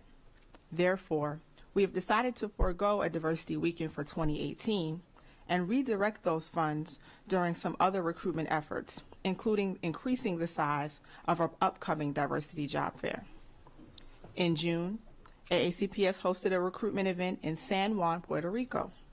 Nearly 50 teacher applicants were interviewed during this two-day event, and several attendees were ultimately hired for positions within AACPS.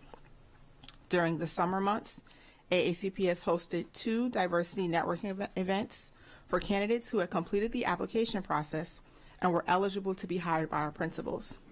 These candidates were able to mingle with principals that had current vacancies during the 2 one-hour meet and greet events. Nearly 30 candidates and over 20 schools participated in the events. In addition to the aforementioned efforts, HR also launched a new applicant tracking system effective February 1st, 2017. The HR Navigator allows candidates to submit an application using mobile technology and provides more searching features for both our HR recruiters as well as our principals to allow them to find the best applicants for their positions. HR Navigator also provides AACPS with the ability to post jobs nationally to the School Spring Teacher Job Board, which helps to increase our organization's visibility. In June, AACPS also launched a new website and new recruitment web pages. The new recruitment website is easier to navigate, provides more information pertinent to applicants, and demonstrates our organization's commitment to diversity. Upgrades to our systems allows AACPS to better attract millennial job seekers who are accustomed to the latest technology. We are continuing to grow our social media presence on both Facebook and Twitter, and are actively using these sites to share information on AACPS jobs, programs, and to promote upcoming recruitment events. While AACPS will always strive to identify innovative ways to enhance our recruitment, we will also continue to utilize the recruitment methods that have been most successful. On November 29th, we once again hosted our So You Think You Can Teach information session for career changers interested in pursuing a second career as a classroom teacher. Nearly 70 candidates participated in this information session. On March 3rd, we will host our second annual Teacher Diversity Job Fair. This year's job fair will be held at Severna Park High School. Moving the job fair to Severna Park will provide a larger venue and will allow more candidates in all AACPS schools to participate. Given the success from our first trip, AACPS will hold a second recruitment event in San Juan, Puerto Rico in March of 2018. HR will continue its partnership with the Office of School Performance, which has been instrumental in our recent success. We are greatly appreciative from the support of this board, Dr. Alato, and the executive team in our efforts to increase the diversity of our district. In addition, all HR staff receive training from the Office of Equity and our county's current District 203 initiative. Here to discuss our partnership with the Office of School Performance is Dr. Dawn Lucarelli, who is also a member of the Workforce Monitoring Team. Good morning. As a member of the Workforce Diversity Monitoring Team representing the Office of School Performance, my role is to ensure regular communication with the other regional assistant superintendents so that our initiatives make their ways into the schools, and I bring the school's perspective to the team. In doing so, we've been able to actively support our county's goal to increase diversity and retention. This year, each regional, as part of the supervisory visits with principals, included questions relating to diversity and retention. For example, principals were asked, how do you promote the need to value of diversity with your staff? And what structures and support do you have in your school to ensure all employees feel welcomed, supported, and part of the team? This has led to rich discussions and conversation and action that keeps diversity top of the mind for all of our school leaders. It's also our expectation that principals attend the upcoming diversity job fair, and we've changed the lens from hiring at each school to hiring for our county. Our office and principals also participate in many of the diversity-related events. Each semester, our office holds an Aspiring Leaders cohort, and we include Human Resources as part of that class. We've also invited Human Resources to take part in our regional cluster meetings and have engaged in multiple book studies with our principals around positive leadership and creating a welcoming culture in our schools. Finally, our mission in the Office of School Performance is to relentlessly grow, develop, and support our school-based leaders. We all go about our mission with a purposeful lens on diversity and retention. I will now turn the presentation over to Mr. Goodman to discuss employee retention. Good morning. In 2015-16, overall turnover in Anne Arundel County Public Schools was 10% compared to just 7% during the 2016-17 school year. Teacher turnover was also 11% at the end of the 2015-16 school year and has been reduced to 9%. We attribute the district's focus on strengthening school culture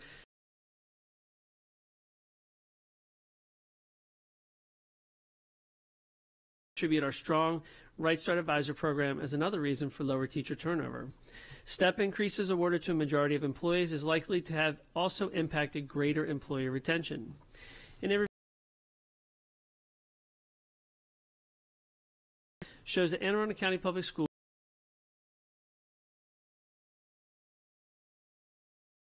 second year. There was a significant increase in the retention of minority certified educators when compared to the previous year when retention was 78%. There was a slight decrease in the retention of non-minority staff which was 89% during the previous year. Retention of minority and non-minority conditionally certified staff was 62% and 72% respectively. These numbers are down from the previous year when conditionals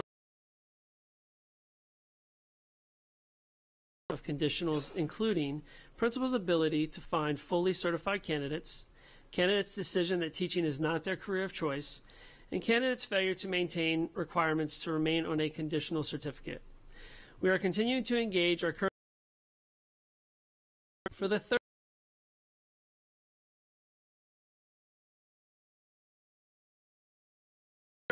who most likely did not complete a teacher education program and may be stepping into the class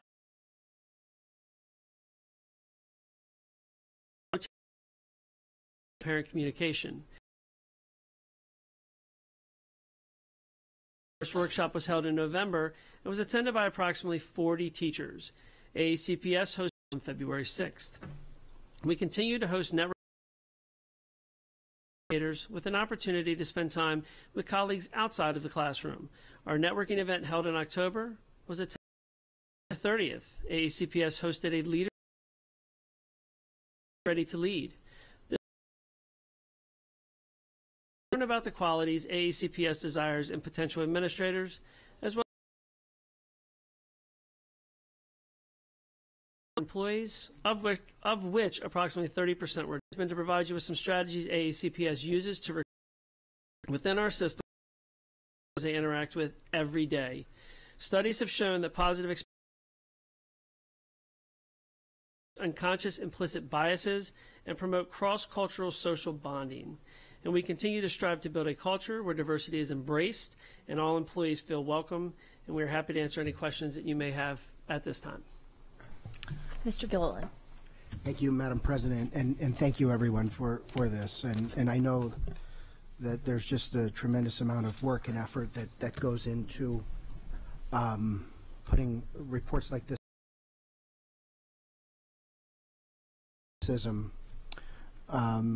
that I'm about to make, but I don't want that to overshadow the positive aspects of this.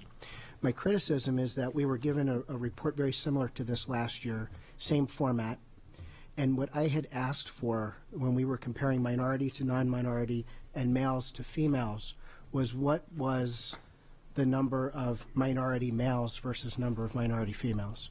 And I still think that that is a tremendous gap. And I you know, as I said last year, I probably didn't say it as bluntly. What I have a concern about primarily in the North County area, and then when they see an African-American male teacher, that's the only African-American father figure they see. When some of those students see a Latino male teacher, that's the only Latino male father figure that they see. And I would really like to know how our recruitment is relative to African-American male teachers and Latino male teachers. Because, again, minority versus non-minority, I think these are great statistics. And from 2016, 2017, 2017, 18, we're trending up, so that's positive. You know, the male versus female, pretty flat line, but, you know, again, it's good to see that. I really would like to know the number of minority male teachers that we're recruiting, because, you know, for reasons that I just, you know, have said, but I just can't underscore the significance of that enough. That's important. And while we did not bring that statistic today, we do have that data. We just didn't provide it in this report. I can tell you that when we talk about males overall being a lower number, when you look at minority males, it is a significantly lower number than that. And that is a challenge that is across the board, in that we are finding fewer minorities going into teaching, but significantly fewer male minorities going into teaching. And so we are trying to address that gap by some of the different efforts, such as our career changers workshops, trying to find different ways to pull people in, because we're not finding many males in traditional teaching programs. I think one statistic says about 40% of the males in teaching are at the secondary level, and the rates are just abysmal at the elementary level. Like, we're just not finding men wanting to go into that level, and when they are, they're trending more to high school because they have opportunities to do other things such as coaching, which allows for more money. And just for those factors as well as others, it is a constant area that we are continuing to try to work on because we're just not finding the numbers, which means we have to look at more innovative strategies and possibly look at ways to pull people into the profession that aren't doing so through just going into a traditional teacher education program. But we'd be happy to send you those figures specifically at the end of this presentation. I appreciate that. One other thing that I should have said as a second preface is that I don't believe this is an AACPS HR problem. This is a higher ed problem. But still, I just think having these data points is extremely helpful. So I appreciate that. Thank you very much. Mr. Granin. Thank you for that informative report. I didn't see Howard University on the list of college job fairs that you all go to. We have not gone to their job fair, but we have been working with them in other ways. For example, we've done some things with the school directly where students from Howard have actually come to Anne Arundel County to do some things and learn about our programs, and we're actually going to be participating in a spring retreat they have that's outside of their job fairs. We have found that a lot of the candidates, when we were going to the job fairs, didn't really know who we were, so we weren't getting a lot of traffic, so we decided to back up and maybe form a better partnership in terms of kind of going to the campus before the job fair events and kind of building our notoriety on their campus. And so we're doing that in non-traditional ways. So we're not necessarily going to their job fairs, but we are still participating and working with their students and have contacts within those campuses. Well, given its proximity, couldn't we do both of those things? I mean, it's just in D.C. Well, yes. If I could add, so one of the things, along with Ms. McKenzie, Dr. McMahon and her team have begun a partnership with Howard. One of the things that we've seen over time is that the Howard Ed students, we've had a difficult time. It's been about transportation. They've not been willing to go from D.C. and their ed programs out to us to do internships and be part of our professional development schools. So we're trying to overcome some of those barriers, but we've begun conversations with the dean of their ed school about ways we can partner with some of their master's and PhD candidates that we're visiting, not just in teaching, but some of their counselors and social workers. And so we're looking at trying to expand that and bring them into the county. One of the things, the barriers, you say the proximity, it is close relatively, but does an undergraduate ed major have the ability to get out here to work in our schools and internships? That's been part of the difficulty. But we are starting to develop some of those relationships again with Howard University. I appreciate that. That's why I'm suggesting that maybe we should go to them, since it's such a low ask for us to go to their job fair. Yeah, absolutely, we can. And just through that partnership with Dr. McMahon, we've actually already given out 3 open contracts that are signed for Howard University grads for next year. And we actually hired one today this year who already had an open contract for next year. So that partnership is definitely coming along, but I completely agree. Yeah, so I hope you'll consider that for their next one. A follow-up question. How many teachers did we successfully hire that actually came and started here from Puerto Rico? We offered 7 teachers open contracts and 5 accepted and are currently working in our schools. How many people do we send down there for that? We send a team of 4. Okay. Do you have a sense of what the cost of that is? It was roughly around $6,000 last year, and it was covered by grant funding. Grant funding. Okay. I'm just wondering, are there other places where the yield of Spanish-speaking educators or soon-to-be educators might be just as high at a lower cost, like New York City or Miami?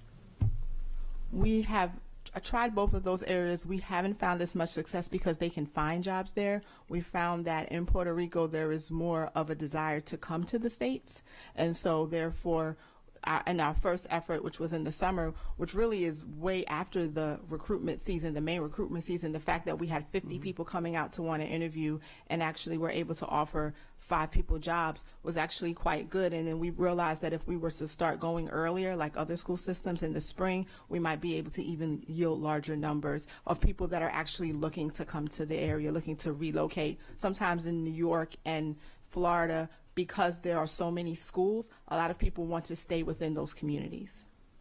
Thank you. You're welcome. Ms. Sasso. I would like to thank you first for going to Puerto Rico. That is very good. But at the same time, if you know the situation in Puerto Rico right now, there was 1,100 schools and 300, the governor ordered them closed. So if you can get there as soon as possible to get those 300 people. But at the same time, there was a STEM teacher, male STEM teacher in Puerto Rico that contacted me, and I sent you the email. So I just hope you got it and that you grab him before he goes. Because I think he was in the military, so he's very fluent also in the English language. And one of the things that I would recommend, I don't know who were the 4 people that went, but I hope you go with somebody that is from Puerto Rico. Yes. Because there are certain areas in Puerto Rico, and just an advice, that I have gone and spoken to the people. Let's say the observatory in Puerto Rico, the scientific observatory, the people who basically give you the lectures and take you around, they're teacher students, and I spoke with them, and one of my questions was, would you love to come to the United States when you finish teaching? And their answer was yes. So those are the people that you can grab them before any tourist areas where they have translators. See if you can get to them, take a couple of tourist trips, and then just recruit them. And there's some park rangers too that are really, really good to recruit, because obviously they speak fluently different languages. And one of the questions that I would say, because I was speaking to the 4 girls that came from Puerto Rico that were at Fort Meade, and one of the things that I think you can look into is basically housing, because it is really crucial when you get people from there over here. And it could be, I'll help you in that since I'm a real estate broker, but I know that when they come, no, the fact is, you cannot sell them a house and you can't put them into a rental. So you're going to have to basically work, how can you put them together so that the cost of living is basically less for them? Because it really is an issue for them. I don't know how it could be solved, but that's something you can look at. And then this one you can laugh. If you have an empty suitcase, I'll go with you. Yeah, that's it. Mr. Reinhardt. Really? Yes, you have to follow that. Wow, there's so much to unpack there. Pardon the pun.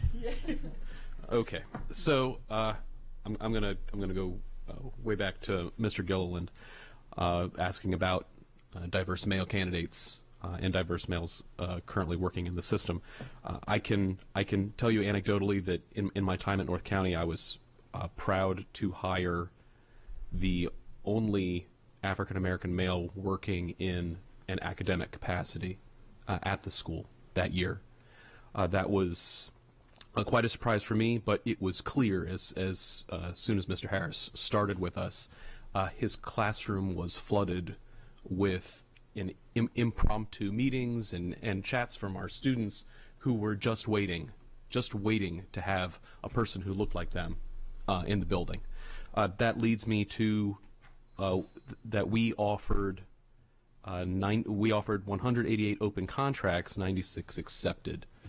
So with those open contracts, am I correct in understanding that with an open contract, teachers can be placed where there are openings anywhere in the district? Is that a correct understanding? We would allow them to participate in the interview process and see if there's a match. Absolutely. The last thing we would do would be look to place anybody with an open contract. So as part of that interviewing and perhaps ultimately a placement, what are we doing to place diverse or encourage diverse candidates to go into schools where diversity is incredibly low, and yet the neighborhood is incredibly diverse? So I think that's the partnership with the Office of School Performance and the regionals involving the principals. As you noticed, the question during their meetings at their school level is not only what does your staff look like, the demographics of your student population, but also how are you supporting people when they come here. And that would be everybody, obviously, but especially diverse candidates in schools that there are not a lot of diverse educators there. Right, because I'm looking at the charts on page 5 in the document that we were provided, and although we hired, if I'm correct, approximately 22% diverse candidates this school year, we're still looking at a 13.3% diverse teacher workforce. That's not representative of our population nor the kids in our system, and we're chipping away incrementally, but you know, when you have 500 hires in thousands of employees, that percent's going to creep up slowly. So anything we can do is going to be a huge help. So you mentioned in your presentation that you're looking for methods that are best practices that we know work. And one of those that really stood out to me was that 10% of our new hires this year came from existing interns within the system. So that we were able to grow those interns, get them comfortable in our system. So what are we doing as a system to not only increase our possibilities for internships, but specifically with our HBCUs? Yes, that's a twofold question. We, with the interns, we look early on to see where they are in their school in a manner from like dealing with the principal or anybody else who can give them a recommendation. We've been super aggressive the last couple of years with trying to hire them into our system. As for increasing that level or number of interns, that's something we've been working with Dr. McMahon's office on to try to look at really broadening PDS schools and trying to figure out a way to bring in more interns. But you're exactly right. If we can get in and meet them early, so an example would be the graduates from the end of this semester we have reached out to. We had a special sub-processing here to get them employed in a temp status and try to work them into schools to get to know, you know, the culture of the building and see if it was a good fit for them in different places. So specifically interns from HBCUs. So we have a relationship with all of the HBCUs. I visit their campuses 2 to 3 times a year, specifically to talk with their interns. So even before they come to Anne Arundel County, and even the ones that don't come to Anne Arundel County, because the reality is with the PDS system, most interns are split from a college between multiple schools. So we're only going to see maybe 3 or 4 or 5, depending on how big the program is. So our goal is to, yes, build a relationship with the ones that are in our building, but also let the ones know that aren't coming to our schools, hey, we're still here. We still want to have you as a part of our system. We're still encouraging you to apply.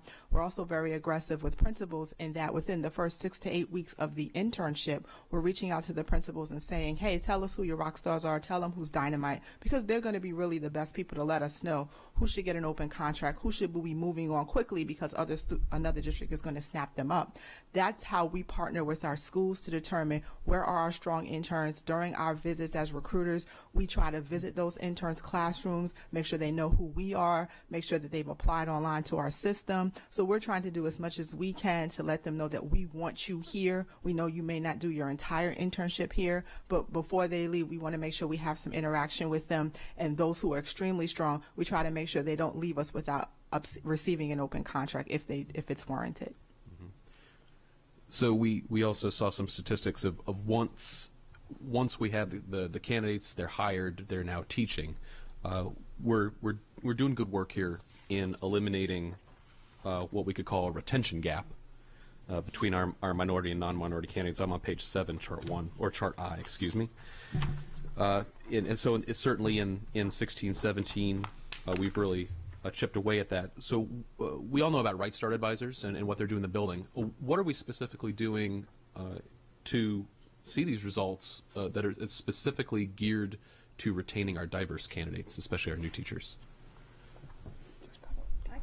I can speak to that as far as school-based leadership. I can tell you that, as I said in my presentation, my piece of the presentation is we have been working very closely with principals in cluster meetings about the power of positive leadership. You win in the locker room. Books such as that to build cultures in schools that are welcoming. The other thing is we have been directly helping each other come up with strategies of how to support our diverse candidates and the employees that we've hired. For example, receiving an open contract if it's warranted. Mm-hmm. So we also saw some statistics of once we have the candidates, they're hired, they're now teaching. We're doing good work here in eliminating what we could call a retention gap between our minority and non-minority candidates. I'm on page 7, chart 1, or chart I, excuse me. And so it's certainly in 16-17, we've really chipped away at that. So we all know about Right Start Advisors and what they're doing in the building. What are we specifically doing to see these results that are specifically geared to retaining our diverse candidates, especially our new teachers? I can speak to that as far as school-based leadership, I can tell you that, as I said in my presentation, my piece of the presentation is we have been working very closely with principals in cluster meetings about the power of positive leadership. You win in the locker room. Books such as that to build cultures in schools that are welcoming. The other thing is we have been directly helping each other come up with strategies of how to support our diverse candidates and the employees that we've hired. For example, I have a couple principals that meet with them regularly. What do you need? How are things going? Particularly in our larger schools? Because you're right, a Right Start advisor may be in a building twice a week, or there may be someone there full time.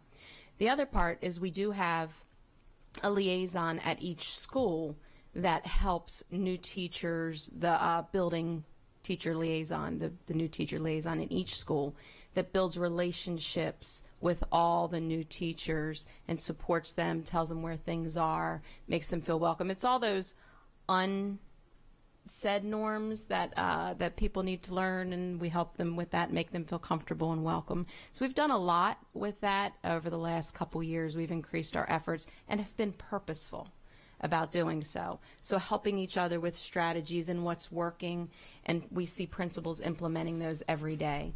The other piece of that, each of the regionals mentor possible diverse candidates for leadership position as well. So we've also talked to principals about look around your school for leadership opportunities and think beyond the assistant principal role, but as DCs, as your leadership team, are they representative of your school community? So we've also undertaken a lot of those conversations as well to make it very, like I said, at top of the minds of diversity in our schools and what our teams look like.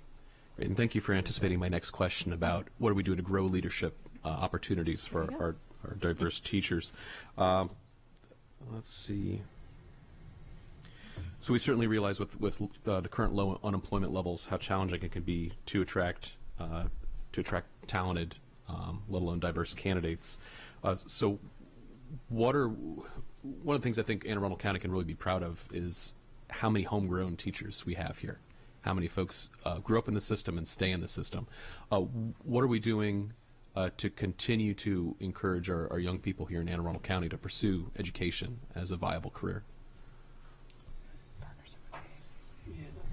Actually, it's a great question. That's been one that we've talked about for years, and working with even the community college and looking at the bigger picture of getting kids hooked early if it's something they're interested in to try and get them into the profession, or the potential down the road for possibly putting them into situations to expose them to see if it's something they'd like to do. But I agree with you, the homegrown piece for us is huge, and we would love to see it kind of continue to grow within the county, because I myself am one of them, so I totally get it. Okay, I think that concludes all of my questions and comments. Thank you. Ms. Corbelette. Thank you all for all your hard work. I just wanted to know, in your opinion, what could we, all of us, do to turn more of those offers into acceptances? I think for all of us, it's about touch points. If you can connect with somebody and there is some type of relationship there, that seems to be the key right now to recruiting. We have a national decrease, and you've heard numbers all over the place, people going into the profession. So it's really about getting them early, connecting with them and following up with them. So really that's what we could all do, I think, as a group. As for accepting the open contract, I think Dr. Arlotto said it a couple years ago that, everybody has choices in life and teachers are no different. And in this case, if you're really good, then people want you. And so our goal is to show how good we are. We know how good we are. So to show that and to try and connect with them and get them to come here as much as possible. Are they turning us down because our salaries aren't competitive? In some areas, that is a challenge in some of our harder to fill positions. But I think Mr. Goodman really hit it home in where we use other strategies when our salaries aren't where we want them to be. Mm-hmm. However, as he mentioned, we do feel that our retention piece in our better numbers this year are related to our step increases that teachers received last year. And from the perspective of the diversity job fair, we had 2 job fairs last year. Again, you have principals there, and so I'm coming as a candidate wanting a job, and I get to meet with multiple principals. So now I'm getting to not only connect with people, but to see if that vision or this vision is something I want to be a part of. So that seems to be another, if we can get in there early, it seems to be a really good way to kind of get around some of those other things. Mr. Reinhardt. And one more. Okay. Sorry.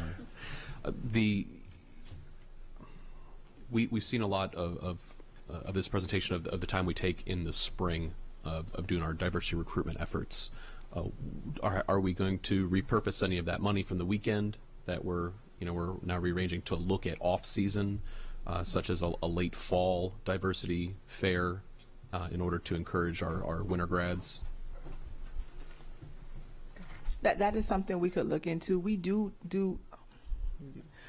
have recruitment events in the fall, so we do visit campuses in the fall. We have not, I think our first venture into that was our graduate event for our interns that were graduating. So that was kind of like a baby step in that direction of looking at how do we start doing more events to capitalize on those interns that are coming out, or those people that are graduating in the December timeframe versus just the spring. So I think that was like our first step, and that we're hoping to look at doing more of those types of efforts. Thank you. I know how hard y'all work all year long. It's nice to see that overall turnover is down in Unit 1, and that we're kind of holding steady with the national trend of about 9-10% of the workforce turning over. And I know that's in large part because of what y'all do to recruit well and keep them here. And I'm going to throw in again, y'all need to go to UVA and recruit. Dr. Alato and I will be happy to take a trip down to Charlottesville and, bring some of our fellow alums here. So please add that to the list too. So that's the Curry School of Education, and it's in Charlottesville, Virginia. Just a couple hours down the road. Bring them up here.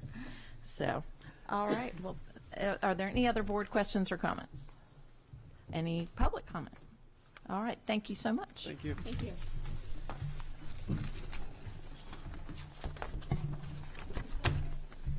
Making fun. All right. Item 6.02 is a review item, award of contracts. Are there any board questions or comments on any of these items? All right. Is any public comment? Okay. Then that concludes. The next board meeting will be Wednesday, February 21st at 7 p.m. The next policy meeting is Wednesday, February 21st at 4:30 p.m. The board will be going into closed session for a short period, and then immediately following that, we will have the budget committee meeting here in the boardroom. So that should be in about half an hour or so. So, Mr. Gilliland. Thank you, Madam President. I move that the board enter into executive session to discuss the appointment, employment, assignment, promotion, discipline, demotion, compensation, removal, resignation, or performance evaluation of appointees, employees, or officials over whom this public body has jurisdiction, or any other personnel matter that affects one or more specific individuals, and to conduct collective bargaining negotiations or consider matters that relate to the negotiations. All those in favor? Meeting is adjourned.